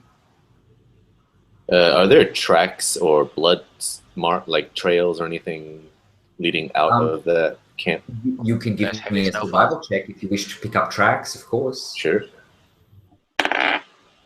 Survival is what again? Wisdom. Wisdom. I mean, can we all help with this? 15. Looking around, there is definitely some tracks. You can't really read them that well. The snow is covering them partially, but there is some tracks heading north. North. So not into the cave, like away. No, not into the cave. No, as I said, the cave's only like 7 or 8 feet. Gotcha. And then ends. It's really just like a crack in the rock more than an actual cave. While this is going on, Aramil is just gonna, while they're investigating, he's just gonna walk into the cave, trying to see deeper inside. Okay. Poking the torch inside. There's not much there. You see a few what looks to be pieces of clothing that someone has ripped apart and sort of used as maybe bandages or something. There's dried blood on them. There is a dagger lying there, and there is a bundle of arrows in a quiver. Someone was here. Yeah. What do you see in there? There's someone outside, so. Oh, right. That's good. Oh, yeah. That's good. Forgot about that. Not the point. There's some arrows and bandages here, and that's it of interest. Well, we were asked to mark any bodies we found. Right. Do you think you would find this place again if we leave the body here? Or should we take the body with us? I think we'll... Maybe we could leave it in the cave and mark the cave. Yes, that is a good idea. I go and pick up some of the scraps of clothing and take out one of my arrows and tie a bit to the fletching and sort of try and stick it kind of where it would be seen. Yeah, you can. The ground is fairly hard, but with a little bit of pressure on the arrow, you manage to stick it in there, and it stands there quite well. Is it still snowing hardly? Could I actually put that in like the side of the cliff so it's because the air could get covered by snow? Yeah, you can do that. Yeah, you find a crack and jut it in there after you've lifted the arrow out of the ground, and so yeah. Okay, Walk it in perfect. there. Yeah, meanwhile, we move the corpse into the cave itself. Okay, the corpse Nice, is partially frozen, so it's very stiff, but you manage to lift it up and push it out into the cave. While you're doing that, I'm just Here. while you're doing that, you see me just like, yeah, you do that. That's a little icky. Dead bodies. Yeah, I like killing. I just don't like handling what I killed Wuss. afterwards. Right. What you So- call me? I called you a wuss. Thank you. I've been called worse. You seem I to be have. worse. You don't Right, believe me? Should we press on? Yeah. Why not? We're burning nightlight. Okay. Aramil, what did you see? You were looking at the ground earlier. I was Oh, that looking was- at what? That was actually cool. Oh, sorry. I have notes. Gork, you were looking at the ground earlier. What did you see? I saw some tracks. At least I think they're tracks. And they're leading like north away from all this. So you're the expert. You should probably take a look and Now that do he's the pointed leading. them out, can I see them? Yes, there is tracks. They're partially covered with snow, but you do see tracks leading north. All right. Also, as the wizard says north and points somewhere, I just check with the ranger. Is that actual north? It's sort of. Is it sort of- further? Is it further in towards the peaks? Yes. Aramil says, I said north is good. Ha ha ha. He did. He did Good say call. that. I would like to follow the tracks. Give me a survival check as well. Survival. That's That's stealth. Sorry. That's okay. 23. Wow. Okay. Okay. Damn. So, inspecting the tracks while you are picking them up, you see these are, even though they're partially covered in snow, you can still read them fairly clearly, as this is your area of expertise and you have been traveling through these lands for many years. And you see there are two sets of tracks. There's one tracks that looks like a Goliath footprint that's been moving very quickly, maybe running, and it looks like the person leaving them behind might be wounded or sick or tired or something. It's sort of, even though it is running, you see it's stumbling every now and then, the footprints. The track that is following it is larger, not much, but a little larger, heavier by a fair bit. It's sinking into the ground, even though the ground is frozen. And it's also bipedal, and it seems to be wearing some sort of footwear like you have not quite come across yet. It's looks more like feet that are sort of wrapped up, not so much boots or something, more like some sort of weird sandals or something.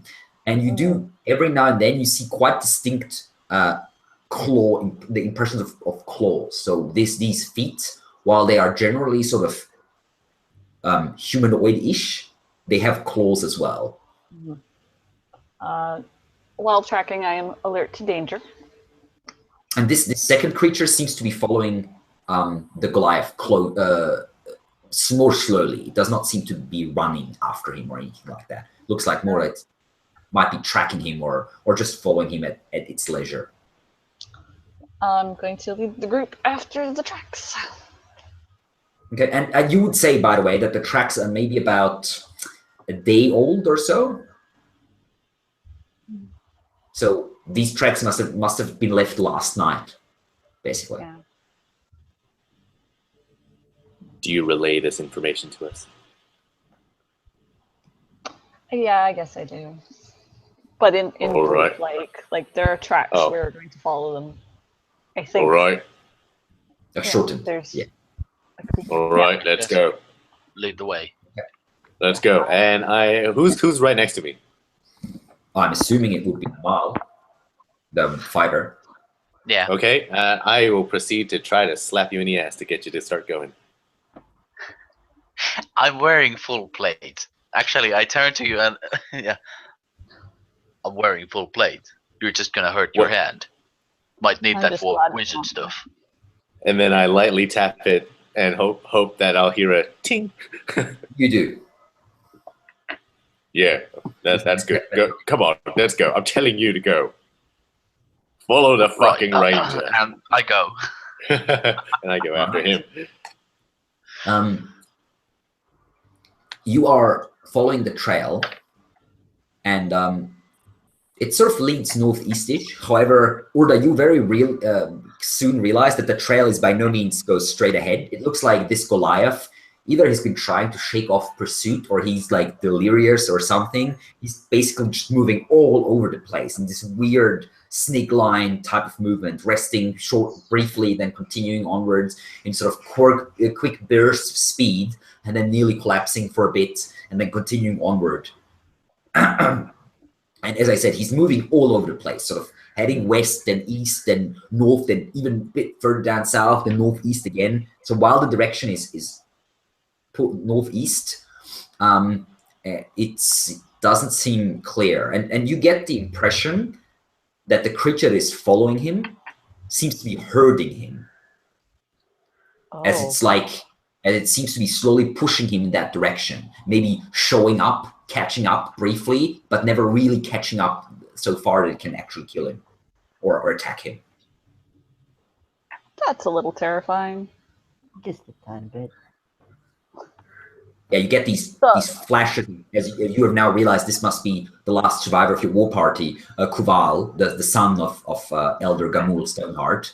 As you basically in your mind, you have these glimpses of Kuval injured, maybe delirious or something, and just like rushing to the snow, falling, and then hitting his body, tearing it on rocks, and you do see dried blood partially covered with ice on a couple of the rocks. And whatever this creature is, just like a hunter, like you have seen hunters do, and maybe did yourself, just slowly pushing the prey to the brink of exhaustion until it collapses and can do no more. Ranger, what do you see? Hi. Why are we going every which way? We're following the tracks, and it looks like he was trying to shake them off for being herded. Whatever's after him is smart. Smarter than I expected. Fuck. That sounds good. But it cannot Good. be smarter than us, that's for sure. Smart makes a sporting challenge. right, I suppose. Yeah. Well, I mean, you are the one who's gonna be face to face with him. I'm gonna be a good 60 feet away. Oh, you do that. Well, you are Yeah, I'm definitely doing that. Yeah. Urda, you can hear a bestial sound coming from the pushing through the wind and coming from the snow somewhere ahead of you, like a large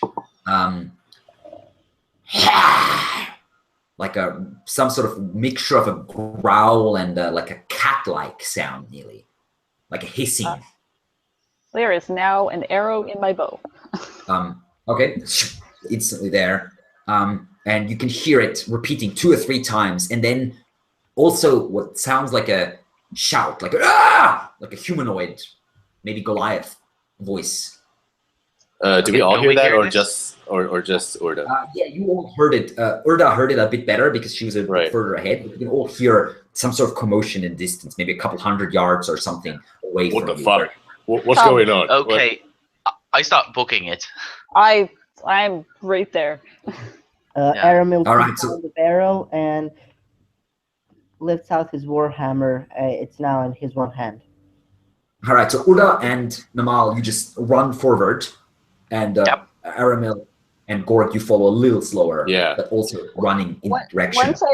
Once I see kind of what's going on, if I see what's going on, I stop and let the fighter go past.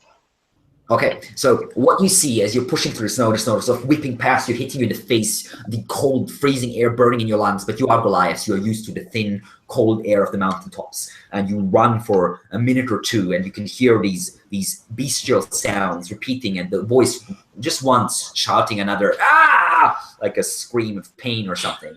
And then you see ahead what looks to be fire, and you see there is another cave mouth, and in the cave mouth there is a fire that is lit, but however the fire is burning low, and you can see what looks to be 3 large beasts circling the cave mouth. And you, Urda, of course, realize immediately these are saber-toothed tigers. You have fought them before, you have hunted them before. These are beasts that are very dangerous. Some say they are the rulers of these mountains in the animal kingdom anyway. However, the 3 that you see at the moment have seen better times. Only one of them looks healthy and well-fed. The other 2, in the light of the little fire that is still remaining in the cave mouth, you can see they are both malnourished and thin. And you can just barely catch sight of what looks to be a Goliath, who's sort of cowering inside the cave with holding a spear in his hand and sort of stabbing out from beyond the fire, so to speak, from the inside, and trying to keep those beasts at bay while they're just like, ah! And like snapping at him, not too keen to jump over the fire, as they seem to be just waiting for the fire to die down, or the Goliath maybe to stop stabbing at them. And all this you take in 1 or 2 seconds as you're running in, and then all 3 of the beasts swirl around, face you, and you can see these large dagger fang things that the saber-toothed tigers are known for, as all 3 of the beasts are giving you this trying to intimidate you. Urda, you stop, and Namal just runs past you, still torch in one hand and shield in the other, basically. And with that, we are entering initiative. Oh, right. This ought to be easy. Okay, Urda, you're up first. What do you wish to do? I'm gonna hold my ground. I'm gonna fire 2 arrows with advantage because I'm ahead of them. On my first round, I get advantage. Yes. Which of the 3 are you targeting? I'm gonna take out the big guy. Okay, you're targeting the best, the well-fed one. Oh yeah, biggest threat. Which you would recognize as the alpha female of this small group. Respectfully, I shoot her in the face. All right, go for it. Twice. Tweak past the mall. I'm still running at these beasts. Nice. Damn it, I forgot. Hunter's mark. Oh. Well, next turn. Nope. So, Thanks. Or just hold on.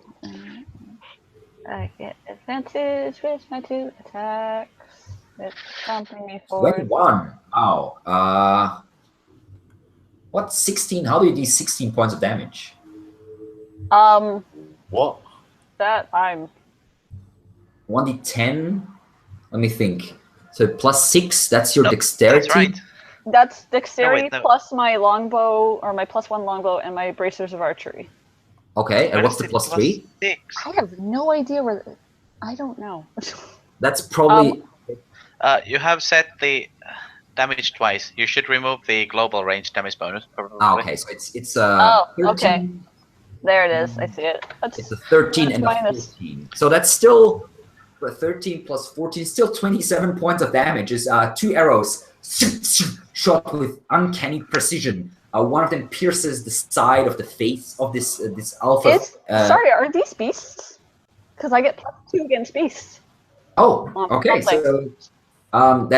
So that's 14 plus 16, so 30 points of damage.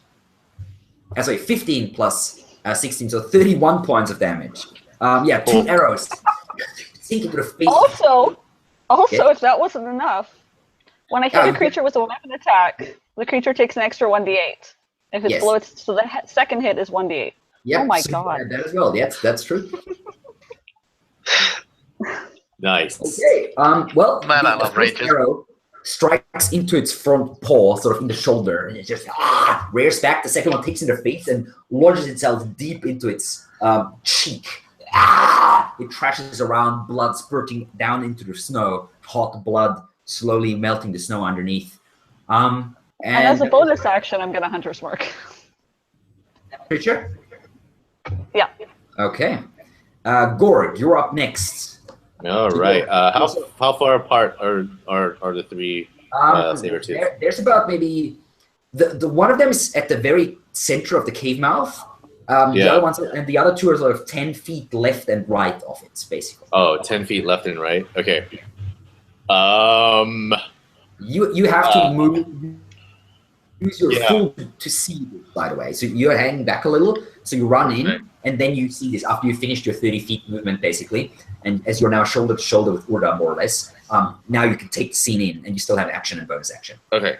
None of the emaciated ones have taken damage yet, right? No. Okay. I am going to cast poison spray, and between the big one and one of the thin, skinny ones. Okay, the one at the cave mouth, obviously. Yeah. And it's a Constitution saving throw. Okay. I believe isn't that just one creature though? Yeah, poison spray is only on one creature. Oh, it's on one creature? Yeah. Oh, okay. Oh, you're right. Yeah. So which one are you targeting? The one at the cave mouth or the big one? Yeah, the big one. All right, it fails its Constitution saving throw. Yeah, nice. And pain and you shoot into its mouth basically this poison spray. So 2d12. Oh yeah. I love being 5th level. 6. All right. 2d12 is 6. Okay. Yeah, that was very shit. Still standing, shaking his head, stumbling backwards, still heavily injured but still alive. Okay. Bonus action, anything? No, I can't really do anything. All right, Aramil, you're up next. Aramil basically charges at the healthiest one, mindless in his rage the moment he saw the wild beasts. What is your movement? 40 feet. I have higher movement, and Aramil will start moving after them the moment he put down the barrel. So sadly, you will not be able to reach them with 40 feet. You will still be about 20 feet short, I'm afraid, because you were hanging back a little bit at the initial start, having to get your weapon out and all that. So you can run all the way there, and then attack with your bonus action if you want to. However, that will obviously give you a right level of exhaustion. However, now that the cold air and the burst of adrenaline has removed your drunkenness, basically, so you're up to normal. Right. In that case, I do take the dash action, get to them, and as a bonus action, I attack. All right, so you go into a frenzy. Oh, actually, no, you can't, because you need a bonus action to go into rage. Bonus action to get into rage. I just get to them, basically. And on my next turn, I'm going to unleash my full power. Okay, so you just run up to them screaming, and going into rage. Right. Yes, exactly. The tigers now, as they see Namal and Aramil approaching, the massive one, the alpha, will start backing away. She's too heavily injured to continue fighting. However, the other two, in their hunger and their desperation, turn, and one of them jumps Namal, and the other one jumps at Gorg. Aramil. Oh yes. I'm okay. The creature attacking you leaps up and smashes into you, but you manage to lift your shield in time, so it smacks into your shield, forcing you back half a meter or so, but you push it down with your strength. Yeah. The other one leaping at Aramil. What's your 15? Yeah, Aramil, you do get hit by the creature as it leaps upon you and pouncing down, slashing a claw against you. As the claw bites into your flesh, you take 8 points of slashing damage, or 4 points of slashing damage because you are raging. 4, yes. And give me a Aramil strength save. The creature and his next target. Sorry? Aramil screams at the creature, literally, deep with his deep voice, and that cyber tiger is his next target. me a strength saving throw, please. I believe you have advantage on those while you are enraged. Which saving throw did you say? A strength. Strength. Yes, I do. Okay, then give me a strength saving throw with advantage, as the creature is trying to push you down to the ground, basically, and maul you on the ground. All right. 22, yeah. 22, yes. Yeah, it's you are too strong. It's sort of leaps onto you, trying to tackle you and push you onto the ground, but you just, even though it is scratching into your arm, you just force it back with your hammer, basically using the shaft of your hammer to push it off you. All right. A turn, and Namal, it is your turn now. Okay, my turn, kitty. And well, there is a kitty right next to me, so I drop. Yeah, I let go of the torch, draw my longsword, and swing. Going once. Yep, the torch falls onto the ground. You slash down. 14 will be a hit, yes. Perfect. I would like to make that a distracting strike. All right. Is what they're called. As soon as I find it, it's there. So, with extra damage, and the next ally to attack this target. And the next thing I do, I forfeit my next strike, and I Urda, and I yell out, "No, Urda, shoot it!" So, Okay. Urda gets to attack in my nice. stead. So, Urda, you can take in one more shot as Namal uses Commander Strike to give Is you. this against the big guy? The small guy that's in melee with me currently. Okay, cool. I just want to see if it was. But you do have advantage on this. Alright. Hey, do this thing. I pressed you. Sorry?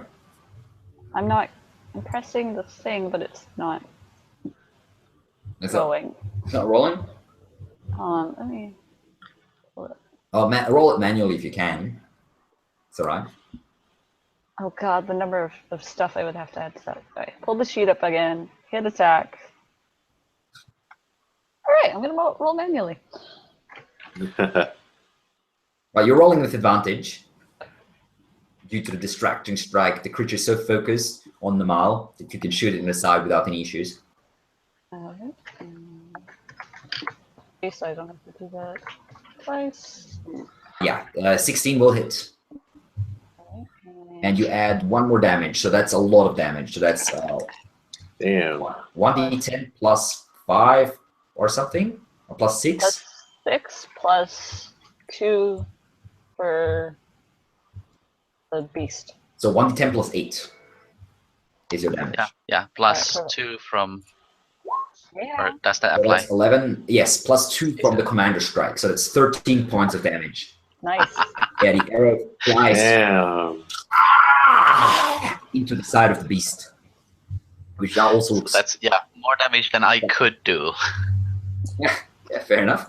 All right, and that was Namal's turn. And funnily, it is Urda's turn once more. Oh, Nice. I'm going to very quickly refresh because maybe that's what's going on. I am going to hit the big guy again once this loads, twice Okay. with Hex, or I keep calling it Hex, it's Hunter's Mark. All right. Someone's playing a warlock. Technically. Well, technically, but yeah, I know what you mean. I swear to God. I don't understand why this isn't working now. Yeah, sometimes roll-playing is... 1, 3, 20 plus 9. Oh, that's some creepy music. 11 is a miss, I'm afraid. 25 is a hit, though. Yes, it is. So one of your arrows goes wide. However, the other one, just before the creature can disappear into the snowstorm, you catch it with an arrow in the back. And it's pretty much dead. You don't even have to roll damage. You can't roll that. It's even just your base damage. So yeah, you catch it, your arrow sinks into the back of its neck as it's running away. And it just goes, ah! Blood spurts out of its mouth as the arrow sort of finds its way all the way through, and the big beast falls to the ground, unmoving and dead. All right, perfect. As a bonus action, I move my hunter's mark to the as yet undamaged. All right. Gorg, you're up next. Okay. Remind me what's going on. One of the emaciated ones is with the fighter. One of the other one is with the barbarian. Yes, and the one fighting the fighter is already quite heavily injured. The other one is unhurt so far. Okay. I will cast poison spray again on the one fighting the fighter. And it fails. It's saving throw. Nice. Okay. Ooh, 11 plus 3 for 14. All right, and nice. you shoot the creature in the face. It takes a deep gulp of air, and then all of a sudden starts stumbling backward. Its eyes go wide. It's sort of coughing, and then its mouth starts to bleed, and its ears start to bleed, and one of its eyes just sort of rolls backward in its skull, and it falls over. Nice. The paws sort of twitching, and then lying still. I say sorry, mate. Okay. I would like to to take. I would like to take my reaction to deeply. To what? To do? Sorry, what? I'd like to, as a reaction, be deeply disturbed. Okay, you can do that. Aramil, you have the last enemy unhurt, but still right in front of you. Yes. Aramil does not even seem to notice what was going on around him, the other attacks and that. He just completely focused on this one and attacks it in frenzy. Frenzy range, with, right? With a reckless attack as well. Sorry? With a reckless attack as well. All right, so 3 reckless attacks, just going all out. Yes, he drops his torch as well and wields his warhammer with 2 hands. All right, go for it. So advantage on every attack. Yes. So 23 for 15 points of damage. The other second attack is 20 for another 15 points of damage. Oh, shit. And the third attack is, hold on, 23 for 17 points of damage. Holy mother! Okay, so It's missing some damage, by the way. That's a crit on the second attack. On the first attack? Oh, Second? yeah, How I does this did work? not see that. So an additional it's- 15. yeah, so Nope. basically, Holy mother of you God! see Aramil just shouting and leaping up into the air and smashing into this thing once. You can hear its collarbone breaking as it smacks it once. The creature stumbles backwards. It turns. It jumps after it. Smacks it across the face a second time. It sort of one of the teeth snaps off. The creature's flung further backwards, nearly into the fire, and it takes one last jump and smacks it straight up in the center of the skull, and you can see the skull just caving in. You hear this awful cracking as the bone breaks, and the creature just goes. Goliath. Jesus. Nice. Aramil keeps punching, attacking the creature with warhammer after it's dead, like one more Okay. time. You can see him basically turning into this paste with fur and blood and just gore everywhere in the snow. Well, he's definitely raging. Okay, ignoring that, I just want to bolt past him as he starts his revelries to the wounded Goliath in the cave. Okay. Yeah, you see a Goliath, a fairly dark-skinned young Goliath, sort of brownish skin, leaning against the inside of the cave, against the rock, clutching a spear, and he looks exhausted and also wounded. You can see there's like a bandage basically made of some sort of torn open cloak or something wrapped around his shoulder, and he is, as far as he can be with that dark skin, he's quite pale. You can see in the little bit of light of the dying fire that he has. Yeah, he's barely holding his eyes open. He's like looking up at you. Who are you? What? Right then, you're not done yet. We're here to save you. Just hold on for a second more and you'll be right as rain. And I start fixing his bandages, basically. All right. As you sort of, he has two significant wounds, one around his leg, and sort of looks like a claw mark, and one looks to be like a massive bite in his shoulder, as if some sort of beast had leapt up on him and bitten him deep into the shoulder. Both wounds are pretty deep. None of them is as by itself life-threatening, but he must have lost a lot of blood, so he's fairly weak. And is he still bleeding? Look in his eyes. He probably is sort of slightly delirious or something. As you're chaining he's like at the start he's starting to sort of push you away a little with his spear shaft, but you easily like push that down. I take the spear off him at this point. Yeah. Is he still bleeding? He's not bleeding. Or is he like? Oh, he's not bleeding. The Okay. wounds do not seem fresh as such. They seem like maybe a day So they're old or like so. scabbed over almost. I mean, a little bit, yeah. Right. Okay. Okay. Cool. Okay, so you leave. Good. Your Yeah, I was thinking Your of grandpa cauterizing misses the you. wounds. No. Okay, I'm proficient in medicine, and that is Oh. almost always a bad idea. Great. Good to know. Yeah. What? We came to bring you home. Where is it? Where's what? The beasts. The beasts What are beast? dead. Oh, the beasts. Right. Yeah, those kitty cats are dead. No, not the cats. The beast. The white one. Damn it. There's more. I'm immediately looking behind me to see if I see anything that out in the snow that is. Give me a perception check. I crouch down next to him and I'd be like, "What's it look like?" I love a monkey's work. It's big. It's white. Sorry, that was investigation? Perception. Oh, it worked. Yay. Looking around into the snowstorm, there's not much to be seen. No movement that you can discern. I'm going to keep a wary eye out while. Fair enough. It's it killed us. We tried to fight it, but Yeah, no we shit. couldn't. Yeah, no shit. But what's it look like? It's big. It's fast. It has white fur, White. It has fur. eyes. Oh, it's furry. blue glowing eyes. It carries the stench with it. It's terrible. We tried. We struck at it. I stabbed it with my spear, but didn't do anything.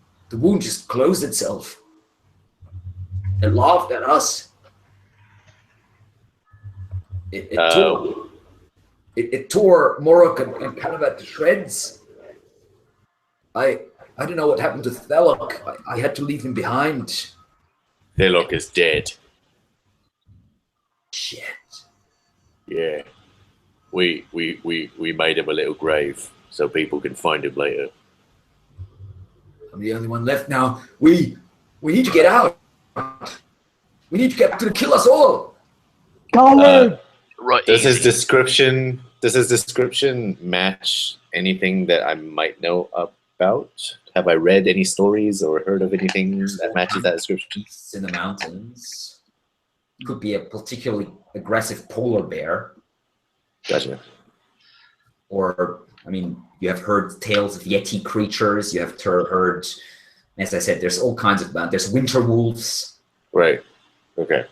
There are white. There's a lot of different weird creatures. Right, I'm thinking we should probably rest for the night. Take care of the wounded warrior here. Yeah, I agree. And we're going to put a sentry out. We're going to take watch. We don't want to get stuck up on by this. We can't stay here. You have to carry me or something. We need to go. I'll come back and kill us all. How far away were we from our original camp? maybe in a couple miles. You have followed his trail quite a bit because it was zigzagging and meandering everywhere. It didn't actually go that far. So like within an hour or so, you could probably go all the way back. I mean, I wouldn't know how long the hut lasts for, whether or not it would still be there. But hold on. The hut. I don't think so. I think when you move away, it disappears. Yeah. Yeah, the hut goes away if the caster leaves it. Yeah, it ends if we leave the area. okay. So it's gone. I don't know that though, so Yeah, we should, no. we should go back to our first camp. If you ask me, I'll tell you. We should go back to the first camp. As you turn around, we you have see that decent camp Orelon here. is sleeping on the tiger's body at the moment. No, what are you doing? And I gently like kick him on the in the chest. He wakes up and goes to throw you on the floor without looking. Who are you? I'm just saying that's normally my move, right? But we gotta go. This guy said we gotta get out. Yeah, we need to get out before he comes back. Right. It told me it's going to be back for me. Now, Well, I'm not very told you. strong, so one of you is gonna have to carry him. Did you say it told you? Yeah. It spoke to you with words? Yay, that's what I'm saying. It said it's going to be back for me. Well, it can talk. Right. It can talk. Can I insight this guy or something? Like, is he just delirious or? Give me an insight check, yeah. Because 18, all right. Well, he's definitely not right in the head at the moment. He's panicking. He's maybe slightly delirious from blood loss or something. But what he seems to be telling you, you think it might be true, or at least he believes it to be true.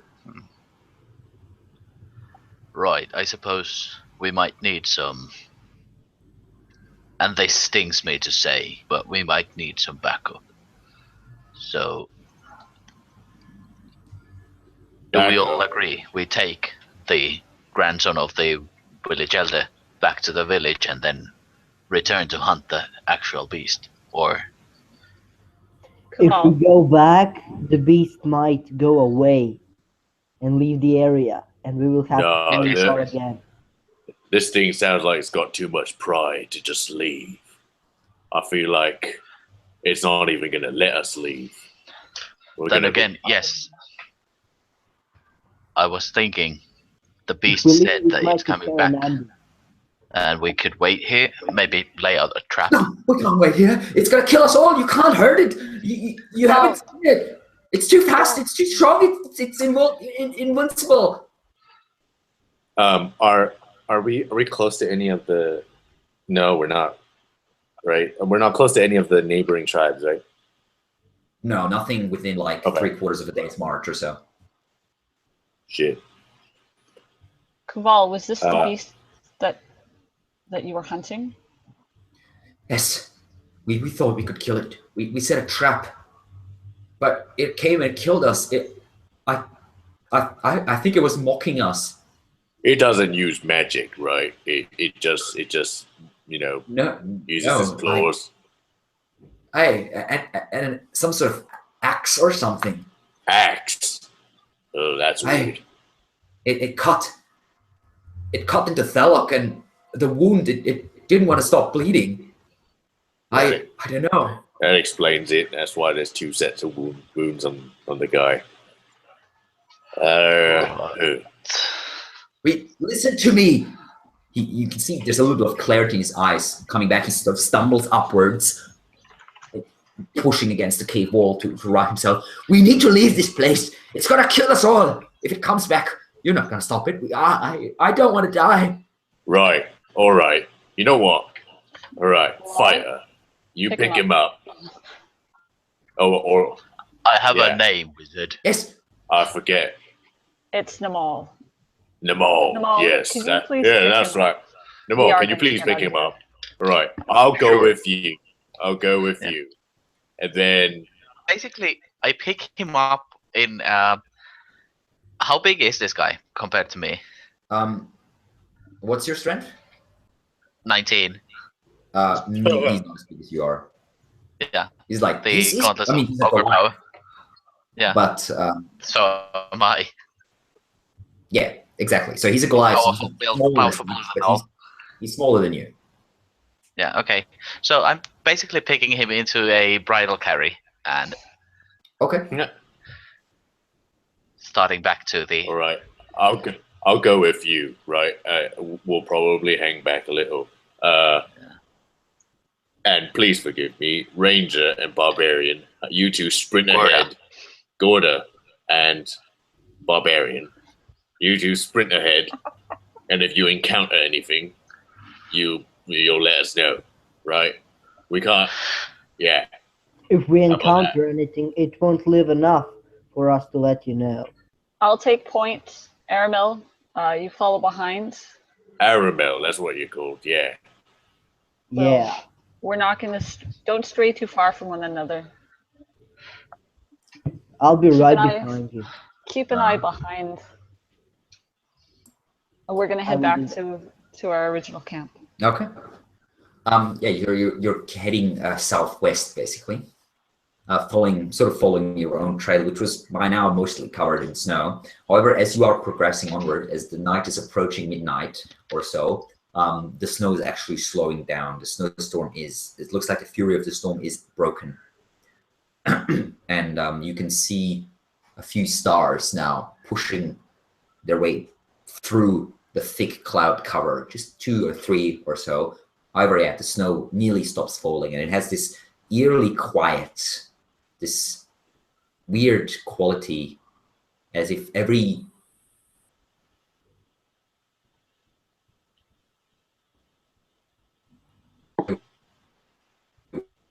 wild ice rock down. Cut out for a You minute went there. full robot here. I didn't get robot. I just got silence. Okay. Okay. Well, Can you it see went that quiet. last part The again? wind died down. Oh, okay. So it's really quiet now. The only thing you can hear is your own breaths and like the of snow under your feet. Okay. I don't know how much this will help, but as we're walking, I'm just muttering reassuringly to what's his face, the guy I'm carrying, Kuval. that he's going to make it through this. He's a Goliath. He's the blood of the clan leader, and so on. I'm trying to give him the temporary hit points.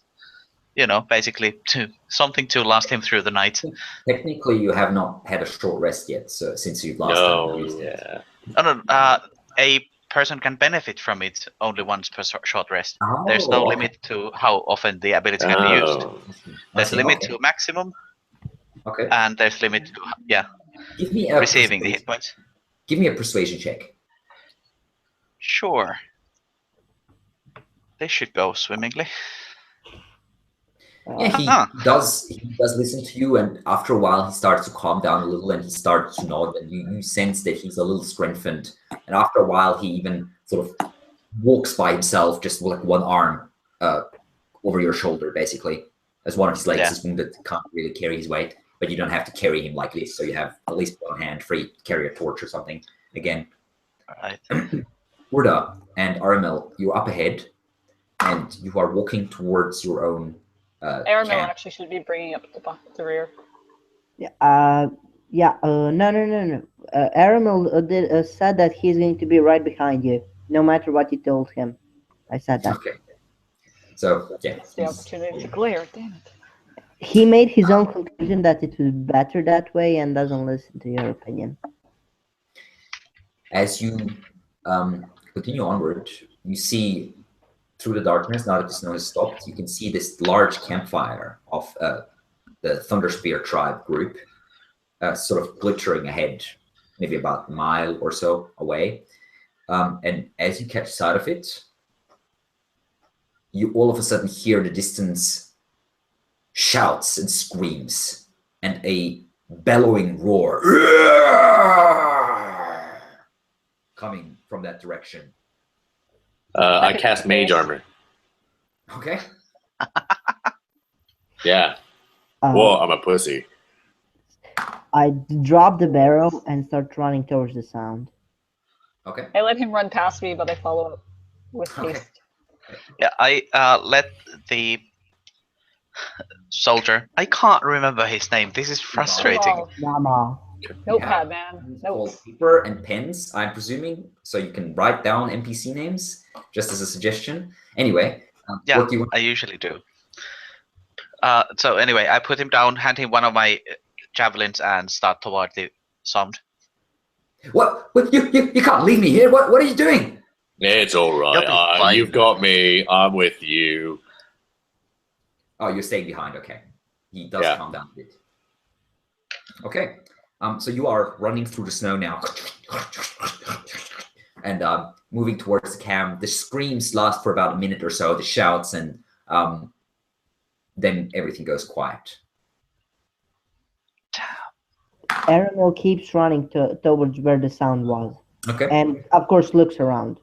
As the sound quiets, I approach with more caution and Okay. stealth. So Aramil is way ahead of you. The rest of you hangs down a bit. Namal, do you continue running, or do you also go more cautiously? Well, at this point, I'm just chasing after Aramil. Okay, so you So, both yeah, run I past continue Uda, running. who's now it's like seeking a little bit of shelter, looking around. And as Aramil, you approach, you reach the campfire first, and you can see there's blood in the snow everywhere. And the first thing you see is the broken form of Egvek, the spear wielding warrior who you met just a few hours before. He is slashed open from shoulder to hip with one massive cut. His entrails spilled, his bones broken or cut apart, just leaning against a rock. It looks like he was flung against it, basically, and then just sort of slid down, leaving a trail of blood behind. The broken spear is still in his hand.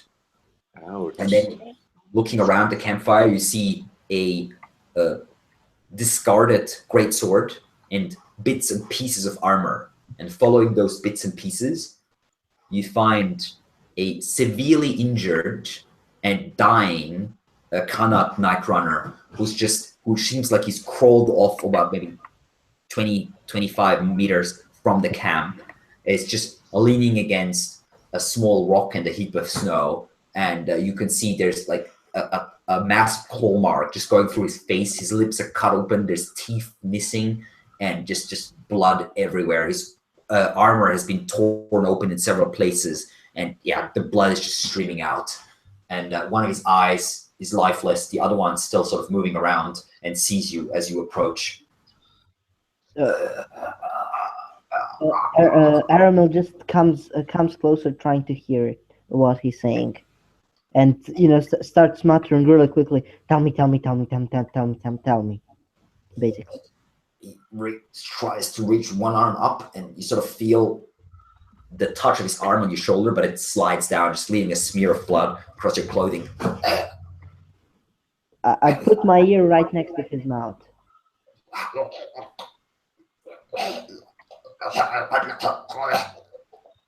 You hear a gurgle, and then you realize as your sort of his face is your face is very close to yours. You realize that his throat has been torn open, and the only thing you can hear is just like a bit of air and the gurgle of blood. I shorten his miseries. You have a hammer, right? Yes. Oh. Okay, so you Oh. go back and Yes, with one hand. right, straight in the face. Yes, just so that he doesn't suffer anymore. Do me and Kaval arrive at this point? Namal actually catches sight of this in this edge of the firelight. Okay. You are still not there, the rest of you. Erda, at Okay. the sight of Egvek, she just freezes and just stares. It is sadly a very familiar sight to you. In some ways. And just no reaction, just staring. Mhm. But she's Right, somewhere people, else. so everybody's dead. We should get back to the village. We do need to prepare better for this. So in the darkness, because apparently I'm still way back, right? I'm gonna shout. Oi! What's going on? What's happening? It killed them. It killed them. Kill us I all. actually Oh, we'll be fine. Just you see. Aramil says, now is the time to strike. If we go back to village, we are covered. But now, the beast is weakened. Because Strike at what? Do you see a beast anywhere? If we Yeah, you're now approaching the camp as well. if we manage to fight the beast now, we may have a chance. Stand a chance. But like, what gives you that idea? Tell me We've what now can seen we 2 do to hunting prepare parties back? just slaughtered. yeah, we need the whole entire fucking herd to slay this thing. It's not about cowardice or not. It's about fucking surviving at this point. Did He's you right. hear what? Yeah, Kubal just said, he's right. We need to leave. We need to get back to the village as quickly as possible. This creature, we can't take it. It's going to kill us all. I don't You want to are die here. coward and you will be silent. You heard what he said. It's impervious to weapons. His spear did nothing against it. I can't kill what I can't cut. And you only have one magic guy, me. Well, I do have my magical weapon, so that Erda is still staring at the body. puny wizard. Oi, puppet, you're right. No, I won't be all right until it's dead. Oh shit. We need to find Valky. She's smart. She would have hid better. Oh right, chasing there was her. 3 of them. I'd like to have a look around take it? now, sort of snapping out of it to see if I can find her tracks. Okay, give me a survival check. Taking in the scene. 20, nice. Looking around, it looks like the creature did not really mask its approach. It seemed like you find its tracks. Its tracks are coming down from the peak that is sort of rising above you, and it looks like it's walked straight into the camp, just without trying to be stealthy about it or anything. And it fought and won, and it returned in the same way. Looking around, you find at first only the tracks of Egvek and Kanat and the creature. But then amongst the rocks, you do find a few very, very carefully placed smaller footprints that you take must be Valky's. The footprints of a Goliath, a small Goliath, so probably a female one, wearing some sort of leather boots, which you presume, like the ones you were wearing, pretty much. Yeah. And it looks like she circled the camp a couple times and then followed the creature up to the peak. Without saying anything to the rest of the team, I just start following the tracks and following her tracks. Oi, where are you going? Just come on. I follow. And and while I do, I push the Caval along with us. Come on, let's go. What? I'm not going there. Are you crazy? Come on, it's all right. Wait, we're going. Right. Either you come with us or you stay here alone. We're gonna have to try and kill this beast. What? Don't make me do this. I don't want to die. Just stay here, stay quiet, stay out of sight. I can't stay here. I can't stay alone. Does Caval have Then a come weapon on him? Now. He has one of my He has a javelins javelin. now. Yeah. Oh, okay. Then never mind. All right. Come on. And I let's smack do him in the it. butt. He does that. Yeah, he just sort of stumbles after you, looking miserable. Yeah. And shaking quite heavily. With a single-minded purpose, I follow the tracks. Okay. And Aramil is following her, seeing that she's not going towards the village, so he's happy with that. All right. Actually, at this point, I hate doing this, but it makes sense. I give my precious potion of healing to Koval. Okay. He looks at you and takes Drink it and And there's a little bit of color returning to his cheeks. And he shakes his head and says, "Thank you. I won't forget this. If we get out here alive." Right. Well, if we don't, it won't matter. And yeah, we follow. All right. I follow. Yeah, and you can see a small text popping up at the top edge of the screen saying, "Kuval will remember this." We tell them now. What is this? Why am I seeing text? You climb up towards the peak, following the trail, and as you are climbing, it will take you a good hour or so. It's not really a climb as much as it is just a steep walk up the side of the mountain. And very soon, as you're approaching, you can see what was hidden behind rocks and cannot be seen from underneath. As you are a bit further up, you can see there is, on one side of the mountain, there is this greenish glimmer that seems to be coming out from maybe a cave mouth or some sort of opening. Can I check what it is? Do I know what it is? Night, very distinctly seen. Do I know what the green glimmer is? Could be anything. You're not sure. It doesn't look natural. That's all you can say. Yeah. Like, does it resemble anything like studied before or read or anything? I mean, you have seen all. You know that magical light can have any color, really, and True. so it could be some sort of magical light. As simple as that. Could be something more nefarious. Gotcha. So that's a no good. I slow down and start keeping an eye on Valky's tracks to see if they sort of split off from the creatures. No, they're following, and both of those tracks seem to be heading straight for where the light is. Okay, I keep A going. couple hundred yards above your head. Aramil, seeing the light, now thinks that it's a very good idea to go directly, so he basically runs up directly towards it without caring for anyone else. Oh, Okay. shit. You see him booking it into the darkness, carrying a torch in his hand, Warhammer in the other, Yes. running past. Warhammer in one hand, torch in the other. With heavy heart, he left the barrel behind, and he's just looking around and almost charging into the All right. light. Meanwhile, can I like try to trudge stealthily ahead? You can. I mean, Like- stealth like follow stealth slows you down, so it's like half speed.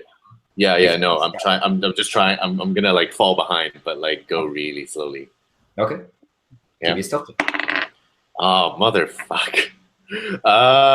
7. Okay. Well, you're trying and you're slow, Right. but you're not stealthy. Okay.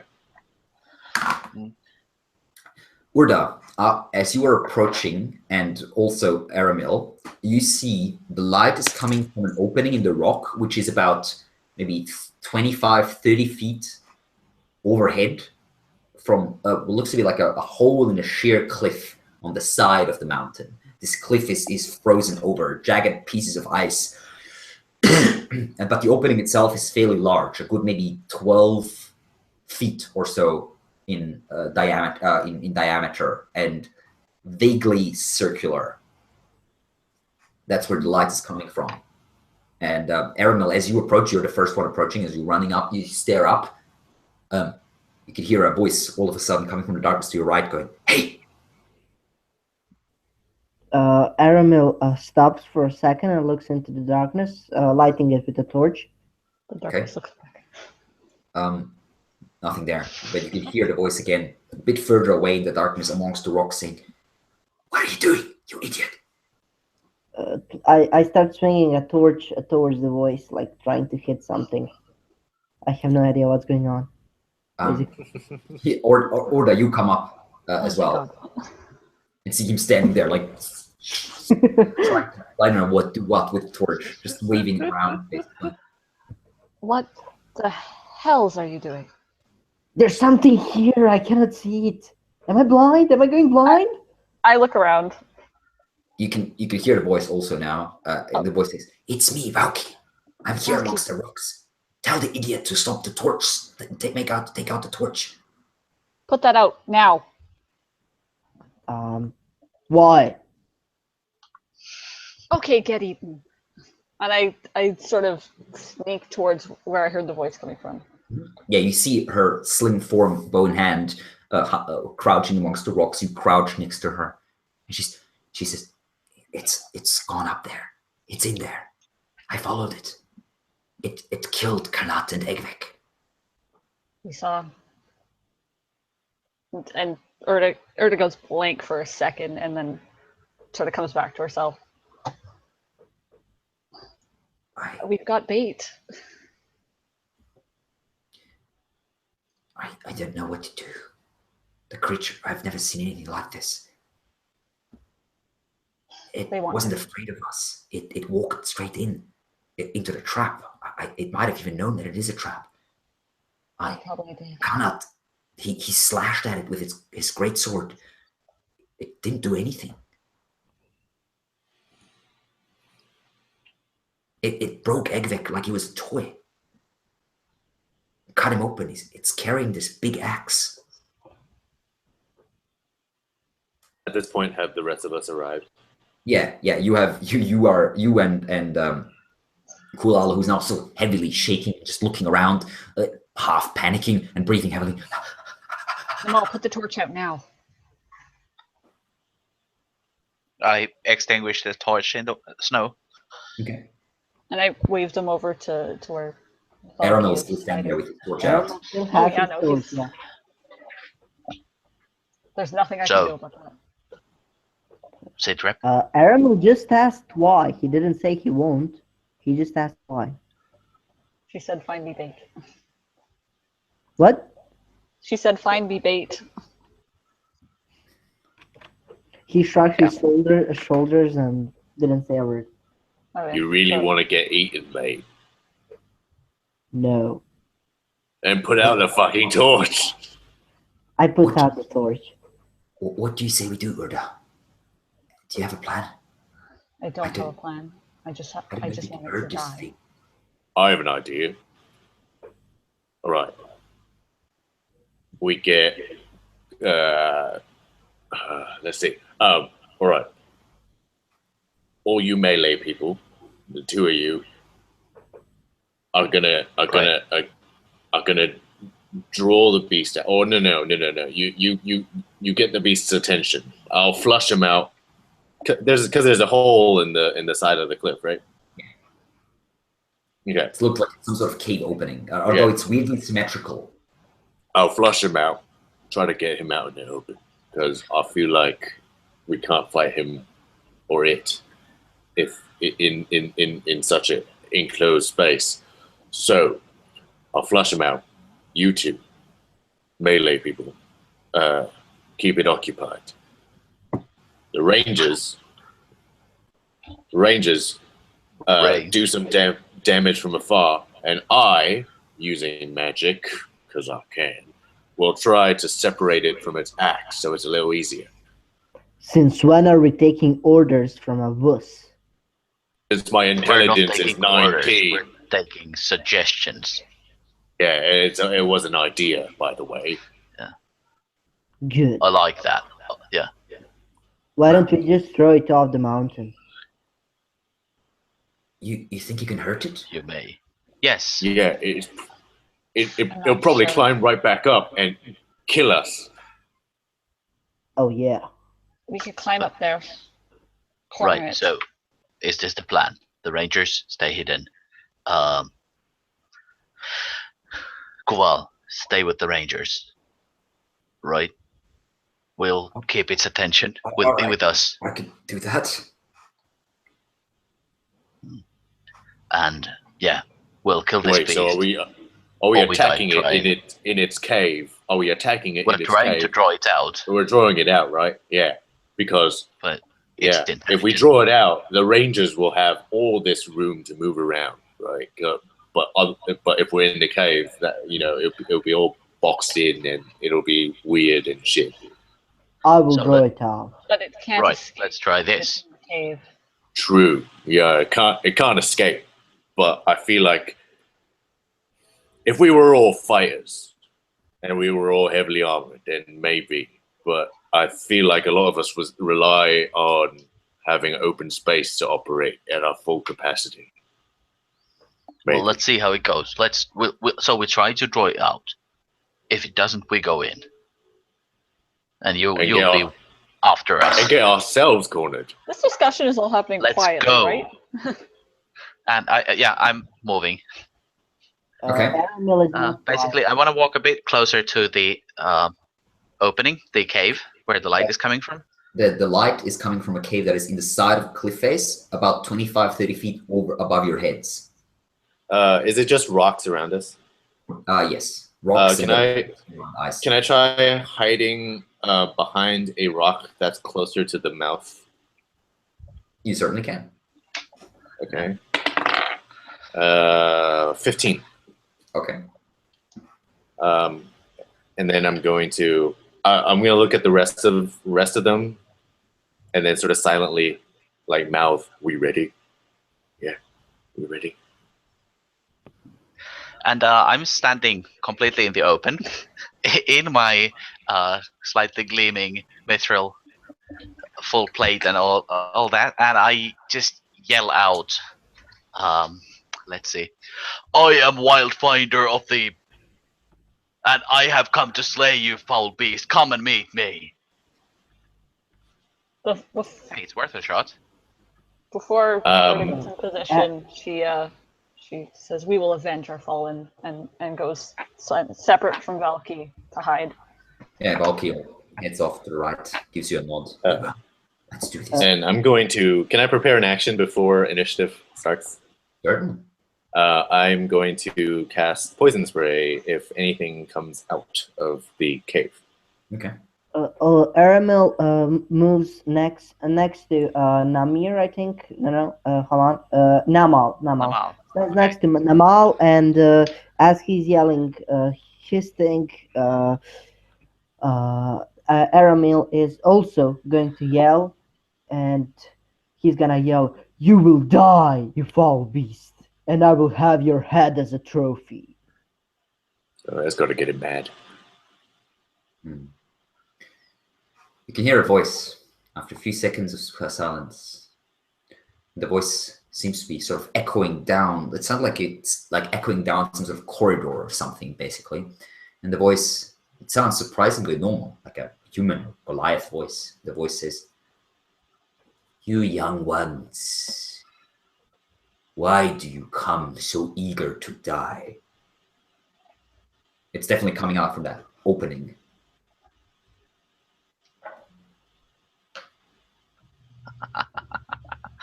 Ruby just stays where she is. Arrow's ready. She's not the one responding.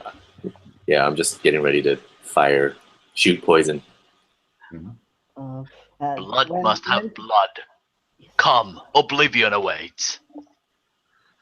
I like that. Yeah. Let me tell you about oblivion. The oblivion of sleep that seems to have lasted far too long as the world has changed.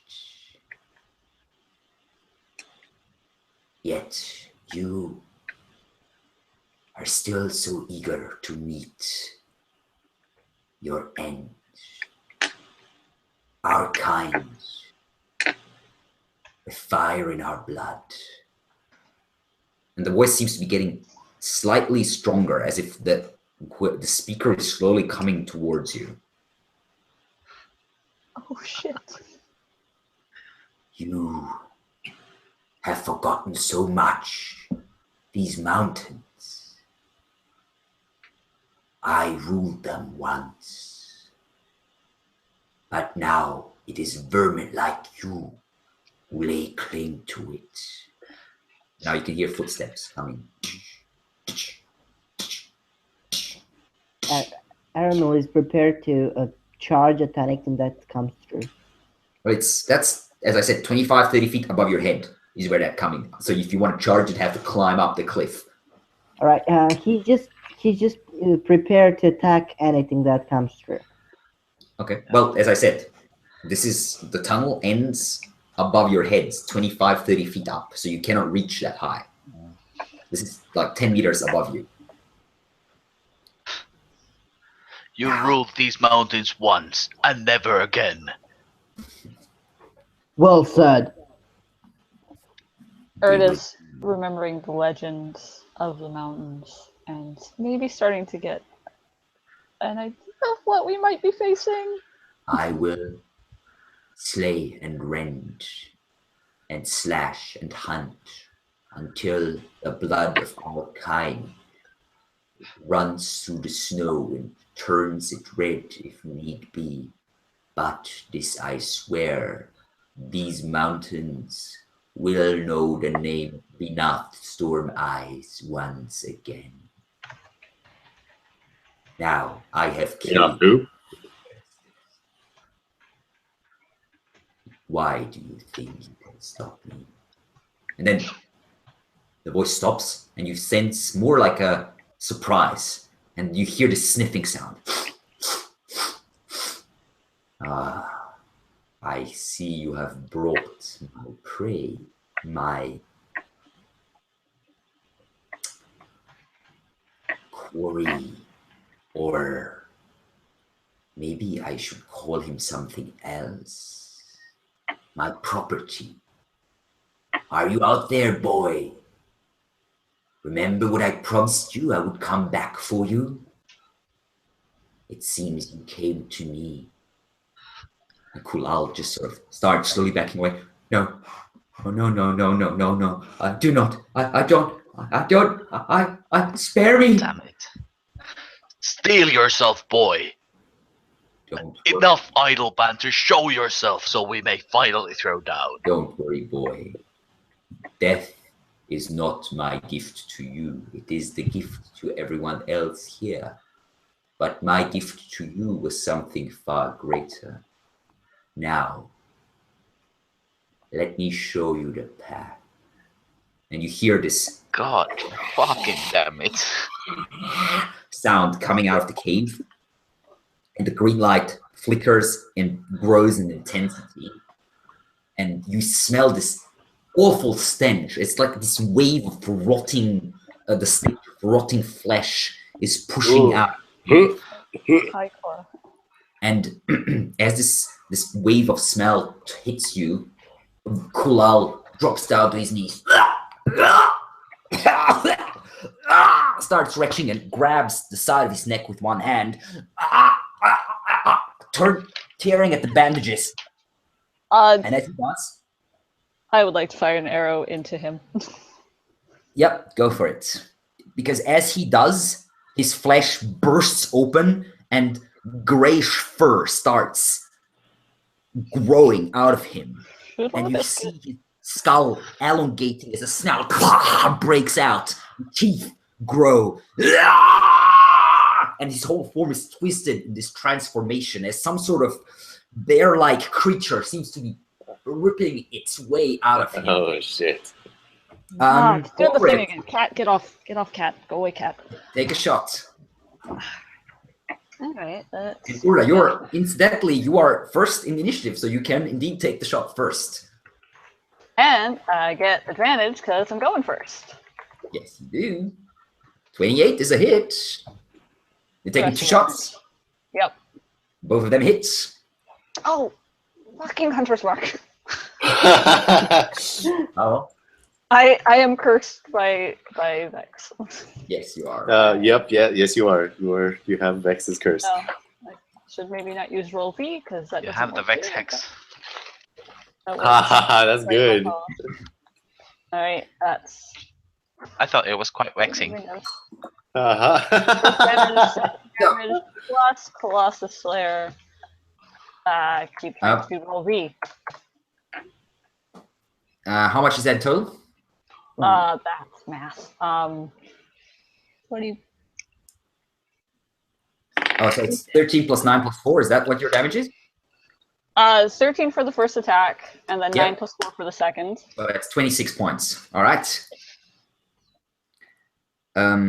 Okay, you shoot 2 arrows into Kulal, who is transforming.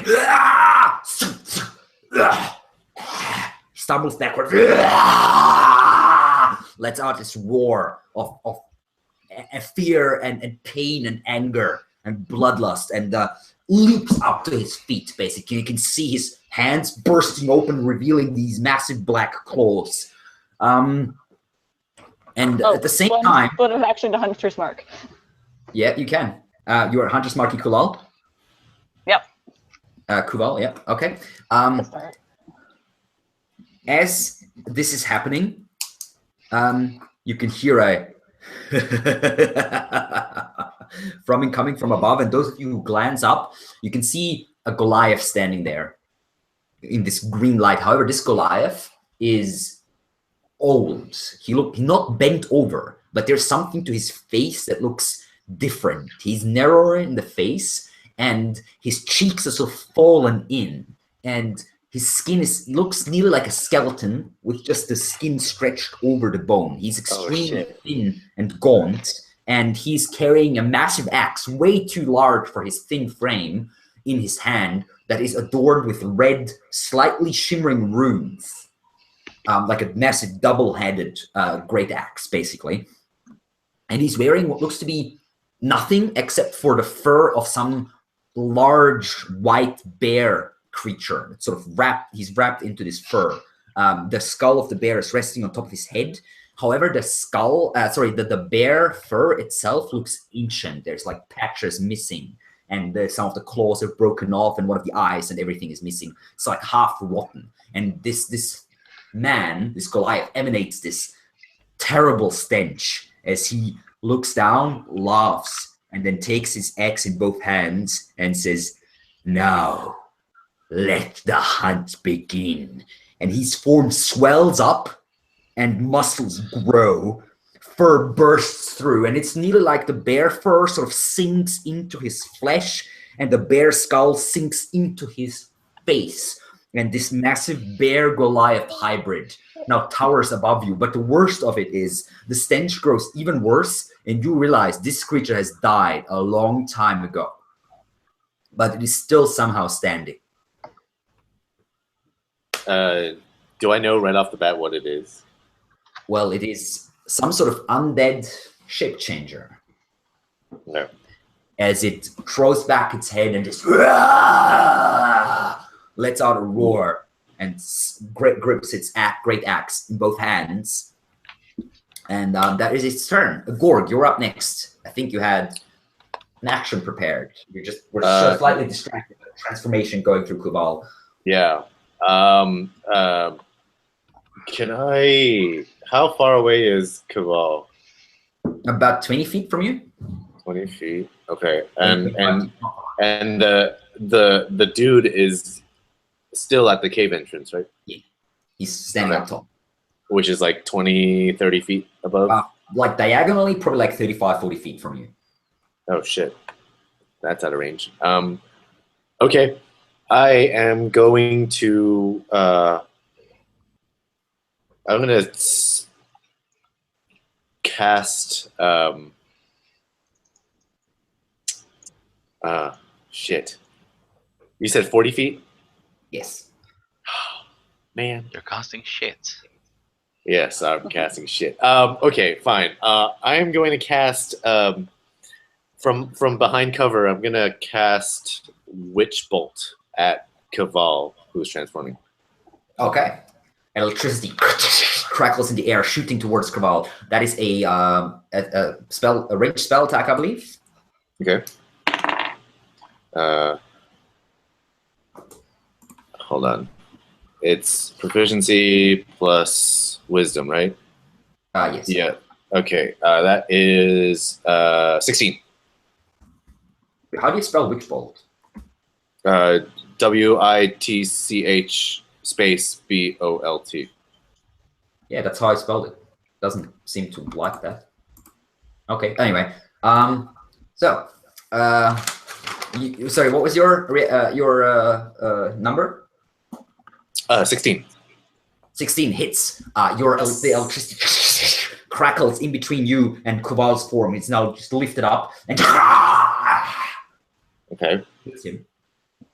It does. Hold on. I'm casting it at first level, so it's only Okay. 1d12. Okay, go for it. 4. Okay. Yeah, he doesn't seem particularly impressed by this. However, you have drawn his attention as he looks away from Erda towards you now. Well, shit. And then yeah. bonus action. Oh wait, no. I'm going to move Okay. Which direction are you moving? to the. Okay, so the guy is behind me and Caval's in front of me. I'm gonna move to the left and like as far as I can go. Okay. Just like climbing through the rocks and trying to get a bit further away. All right. Yeah. Aramil, you're up next. Aramil is mildly going to try to attract his attention. He goes into a reckless rage and charges at the Cabal. At? Yeah, so rage, reckless attack, Who are you attacking? and at Cabal. Okay. Yeah. So you run up, raging along the way. He turns. You can see the face is still kind of Caval, but it's distorted, has a snout and massive teeth. It's like a smaller version of the large white bear thing that's standing above you, basically. And you bring down your warhammer with 2 swings. Yes, and both swings have advantage. So that is, with advantage? Yes, reckless attack. Go for it. So 23 and 20. So 15 plus 17, 32 points of damage. Damn. How do you add +7 again? Oh, plus because the rage, of course. Yeah. Yes, the rage. All right. Yes. You smack into him, and you have a what kind of weapon are you wielding? Warhammer. At the moment, two-handed. Yeah, it's like a +1 warhammer. Yes, +1. Okay. Yeah. The creature looks like, and you run up and smack it in the stomach. You can hear ribs breaking, and then smack it in the face. It stumbles backwards, barely holding on. However, it is now its turn, and it will turn towards you. I have a question. Should I have rolled for concentration? Because my witch bolt is a concentration. No, because spell. you were not damaged. You only have to roll for concentration if you're damaged. Oh, okay. So if it starts its turn inside the witch bolt, doesn't it also take damage? No, I think that's as an action you can continue dealing damage to it. Oh, That's how okay, it okay. Gotcha. So Valky shoots an arrow. It flies past Aramil and strikes Kuval in the chest. However, as soon as the arrow strikes, it just breaks apart, and you can see the wound that it's cut is instantly closing. It doesn't seem to have any effect at all. And Kuval unleashes 2 claw attacks, 2 mighty swings with these nasty hooked black claws against Aramil now. All right. That is a 23 and a 17. So I believe both of those. Oh, he has advantage actually on his attacks. Okay, that's a 23 and a 24. So natural 20 on the second one. As the first takes you in the shoulder, cutting into you. That will be, let's see, that's that's a measly 7 points, so 3 points. Yes, 3 points. The second one takes you across the face, though, cutting into your nose, and that will be that's 18 points of damage, so that's 9 points. And remember to start from your temporary hit points. Yes, Yes, I that have is written down. good point. Yes. Good. All right, Namal, it is your turn. And the thing is still up there. Yes, it's standing down there and just let out this roar and getting ready. You can see its muscles tensing. It's getting ready to jump down. God damn it. So is Kulal within the 30 feet? Can I get to him? Yes, you can. Yeah. Okay. I run to him. I yell at him, "Look at me, boy!" As he maybe turns to me, I use my commander strike and tell my dear barbarian friend to take another hit with commander strike. Now, I could call that metagaming. Huh? I mean, we were already told. I have seen that he doesn't take damage from. We were told he doesn't take damage from weapons. Yeah, but you just saw him taking damage from multiple weapons, in fact. Okay, sure. I'll take a swing at him. Okay, that's better. If you'd like. So. Okay, well, the first you run up, slashing. You have a longsword, right? Yeah. So you slash down with your longsword. You catch him in the shoulder. You slash him open, but the wound instantly closes, and you realize, okay, shit, that's not gonna do it. And yeah, now you can do it. And then I use my commander strike. All right. And who are you using it at? With? Well, seeing as Aramil's attacks did seem to have an effect, I used with Aramil. Okay, go for it. Here's the extra 1d8. You're like, I can't hurt it, you kill it, or something, basically. Yeah. One attack, Aramil. Yes, that's at advantage because I'm still reckless. So, 15 to hit. All right, that hits. So 24 altogether with the commander strike. How do you want to kill poor Kaval?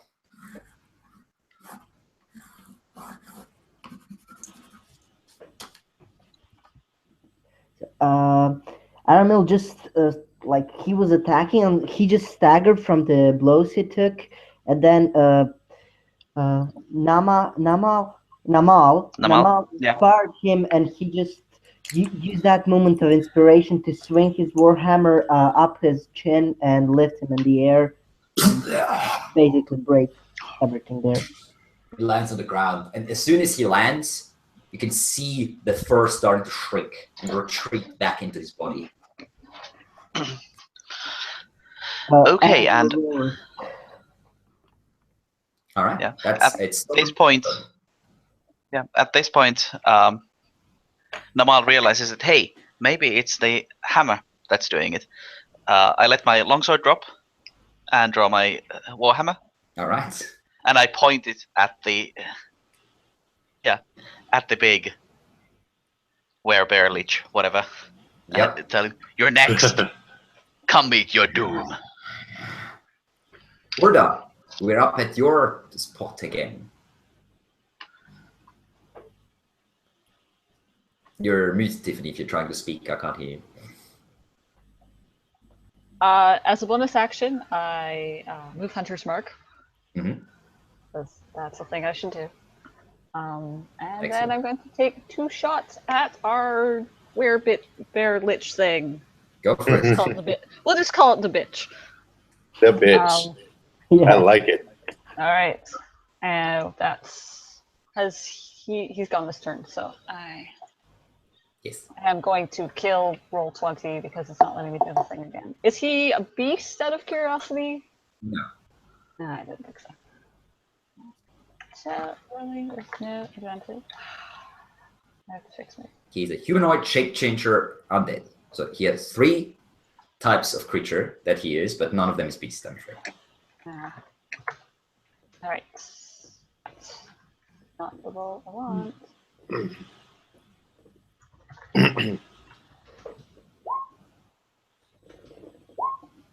Attacks. Both your arrows strike true.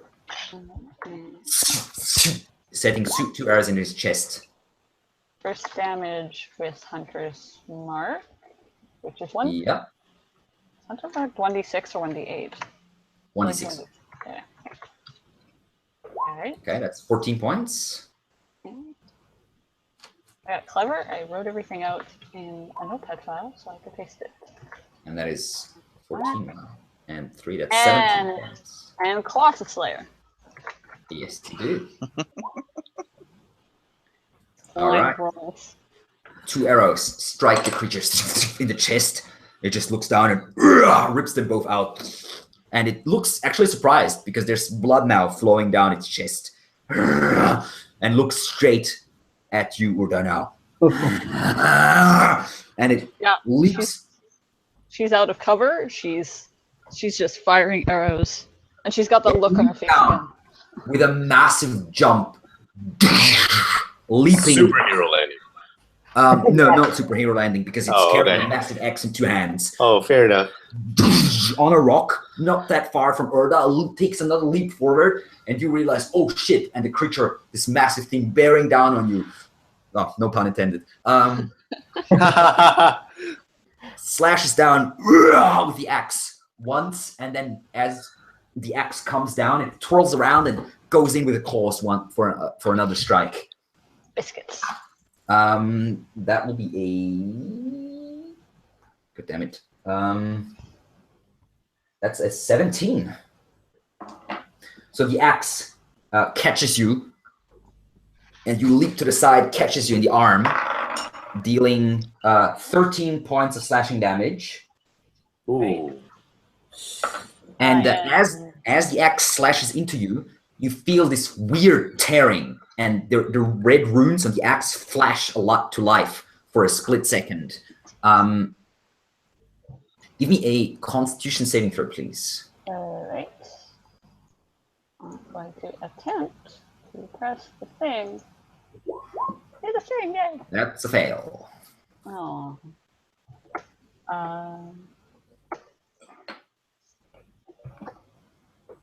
And also another Constitution saving throw, in fact, for Hunter's Mark. Yes. That is also a fail. So Hunter's Mark blinks out of existence. And the second attack with its claws will be a 25. Yeah.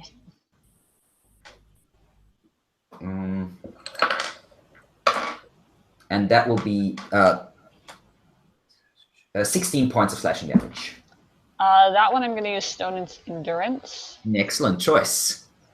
You channel your barbarian fury and a sight that you have seen of a dead companion and manage to swallow some of your pain down. Okay, However, so you feel a steady flow of blood where the axe hit you. There's a steady flow of blood just trickling down your leg. It roars out. Gorg, your turn. Okay, how far away is he from me? 20 feet, 25 feet. You moved away a bit, so it's Yeah. Okay. but not far. Okay. Shoot. And he's adjacent to Order, yes. Order, right? Yes, he's like on a rock that's right in front and slightly above her, slashing down on her. Shit. Okay. Actually, okay, I'm gonna cast Cloud of Daggers at 3rd level. All right, at him, I'm guessing. Yeah, him. And then can I also use Sculpt spells so Orda doesn't get hurt? Sure. Okay. Yeah, so I'm gonna do that. I'm gonna cast Cloud of Shadows and make a little hole where she is. So that's the 2nd level usually. So where he is, there's these spinning spectral daggers just cutting around him, basically.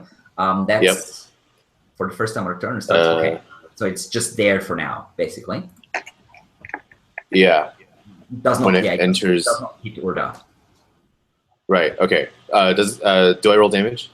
No, it's at the start of its turn. It takes the damage. Oh, okay. Cool. You want to move at all, or you stay where you are? I'm gonna stay. All right, Aramil, you're up next. All right. Aramil charges at the creature and goes into a complete frenzy, still with direct attack. The boots of the whatever it's called, they're called. Do they let you ignore difficult terrain? Yes, on snow. Yes. Excellent. So yeah, you do manage to get there. Otherwise, you would not have gotten there in time in this turn. But with the boots, you can feel this surge of magical energy shooting through you. And you leap from one snow-covered rock to the other, and the beast starts slowly turning towards it. It's now surrounded by these daggers. As you leap in, just barely managing to stay outside of the range of the daggers that are slashing around these weird spectral things, and unleash your fury into this creature. Yes, Go so for it. I roar with Reckless? all my might, and that would be 3 attacks because I'm frenzying, and also reckless attacks. So every attack against me Yes. has advantage. Go for it. All right, first one, 18 to hit, That hits. 11 points of damage. Second one, right, 25 to hit for 9 points of damage. Damage, all right. And the third one, 16 to hit for 11 points of damage. As you slash down with the third attack, it raises its axe and blocks your blow, pushes you off. Aramil is very angry and surprised, but happy that he finally has a worthy opponent. No offense. Valky leaps out of her cover, shooting an arrow at the creature, and actually missing it by a fair bit. Namal, your turn. Okay, so well, there's only one way to go. I start running toward the bitch, as I believe we Yeah, we named him. called it the bitch. Yes. Yeah. And can I get all the way there? You get into range. Otherwise, you want. Well, actually, you can roll me like an acrobatics or athletics check if you want to see if you can get close enough this turn. Is that with using the dash? Because I was thinking. Okay. No, wait. I have to take attack action. Damn it. Okay. Here's my athletics. 26. All right. You just with a burst of speed, adrenaline, and sheer muscle force, you leap over like the creature did, only not from above but from the side. Land on one of the rocks, push yourself off it, land right next to it, and it is now surrounded by the three of you. Yeah. Nice. So let's see if my hunch is correct, and I swing my warhammer at it. Yeah, the warhammer smashes into it, but it just bounces off without doing anything. Okay, I let out an audible, just wordless cry of frustration, and then I point at the barbarian at my side and, you! Go! Yes! And that's my last superiority die for Commander Strike. All right. I go. So you do one attack. Yes. So 19 for 15 plus 17. Yes. All right. It looks pretty angry now that the barbarian has struck it so many times. And it turns to you and says, "You will be worthy of my gift. And you will die before that." Urda, it is now your turn. However, at the start of your turn, you take 7 points of damage as the wound on your side just continues to bleed and hurt. I'm at 19. I believe. Okay. 13. You have to know that. 7. And it is your turn. The creature is surrounded by spinning spectral daggers by Aramil and Namal and you. So you're like a triangle, basically. And I'm in melee range, huh? Mm-hmm. All right. I'm going to disengage. Okay. And I'm going to move 30 feet away. Okay. So you duck and weave through the rocks, trying to get away from the creature. And is taking a potion a... Actually, taking a potion is an action. Action. All right. So, biscuits. Yeah,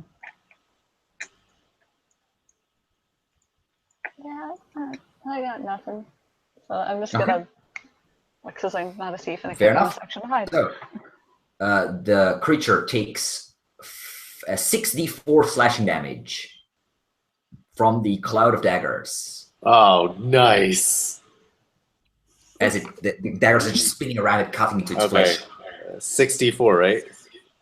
6d4. Oh, Jesus. Okay. Oh, I understood 64, and I was like, what? Nope, 64. 7, 8, 9, 12. All right. Yeah, it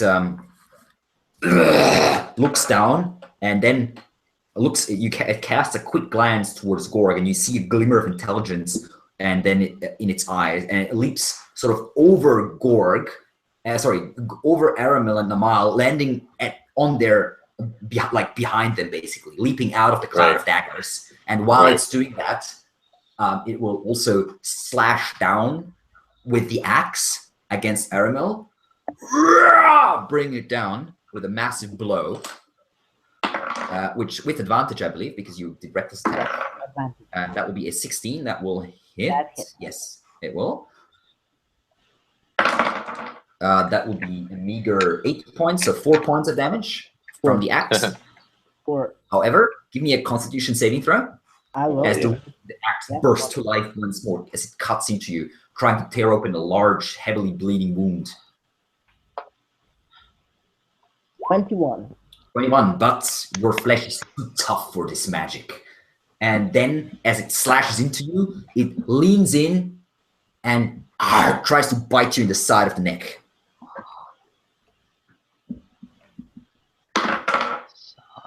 That will be a 17. That hits. The teeth close around you, sinking into your flesh. You can feel this burning and cold sensation at the same time. You take 18 points of piercing damage, so reduced to 9. 9, yes.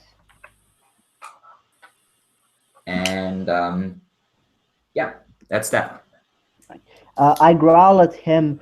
This is not honorable combat. Mate, I don't think honor is part of his repertoire. Does anyone get an attack of opportunity because of that jump? No, he did not leave their threat range. He just basically pushed past them. He's still within their attack range. Oh. Yeah. All right. That was his turn. Gorg, you're up next. Okay. Started closing. I can't move the cloud of daggers, right? No. It's not like Moonbeam, right? No. Dang. I missed being a druid. Okay. In that case, I am going to just cast... I'm going to cast Ray of Frost. Is it possible to aim it at a particular appendage? Sure. I'm going to aim it at his one of his arms. Okay. 16, 17, 18, 19, 20, 21, 22. Hits, yeah. Okay, let me see. Ray of Frost flies in between your companions, hits him in the arm. Okay, and 2d8. Indeed. 4, 7, and he's slowed by 10 feet. All right. Yeah, suck it. Nope, that's it. Okay, Aramil. Aramil, after saying his note about dishonorable combat, again recklessly attacks him because he's really mad at this guy. Go for it. So, 22 to hit for 15 points of damage. Sure. 25 for 13 points of damage. And hits as well. And crit. That's 24 points then. Dang. Okay. Well, Only the dice are doubled. Yeah, that's true. It's 5, 10. It's 10 more, so it's 22. 22. Yeah, sorry. So 22. My mistake.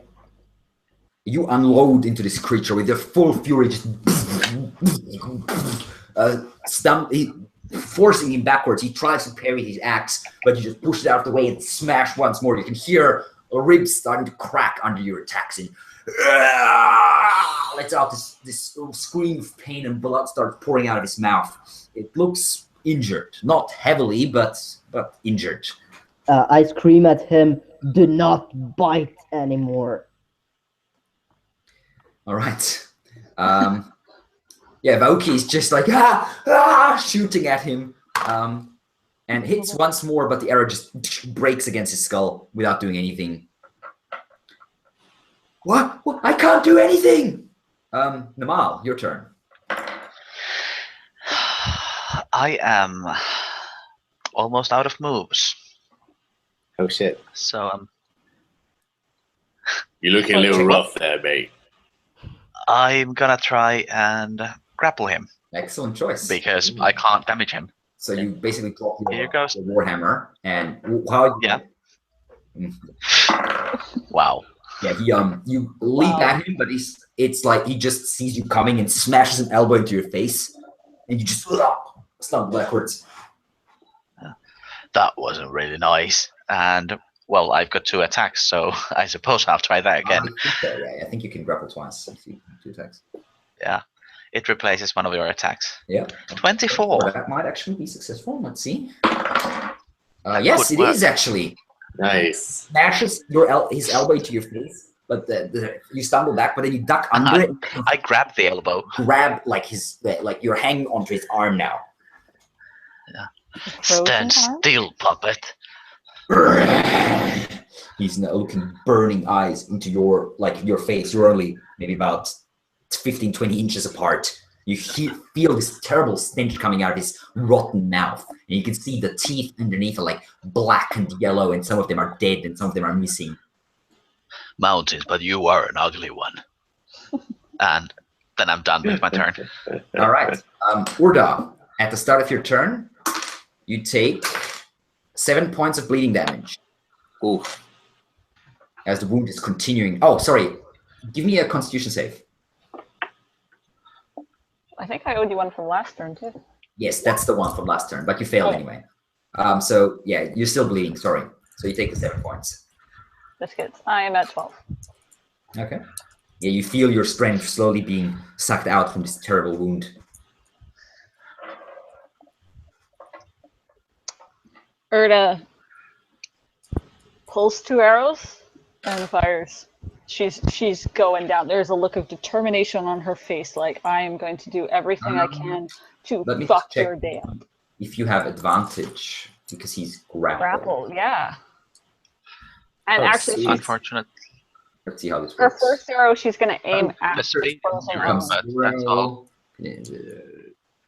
No, it doesn't. He just can't move basically. Yeah. But they don't get advantage. Right. The first arrow is she's gonna aim at the frozen arm. All right. Because that seems to be a thing. Where are the buttons? I believe it's not working again. I must have messed something up in that. Doesn't matter. Just roll manually. Just roll a d20. Oh shit.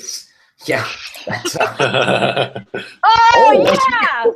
A 19 and a 20 on the attack roll. Oh damn. Alright. Damn. Yeah, that's definitely determination right there. Oh yeah, no. Yeah. I believe the term is Gas Queen. Yeah, that is damage plus Colossus Slayer. I don't have Hunter's Mark because I forgot it went away. And damage roll. And that's the doubled one. okay, so that's 18 plus 24. Oh my god. Oh my Okay. God. How do you want to kill this creature?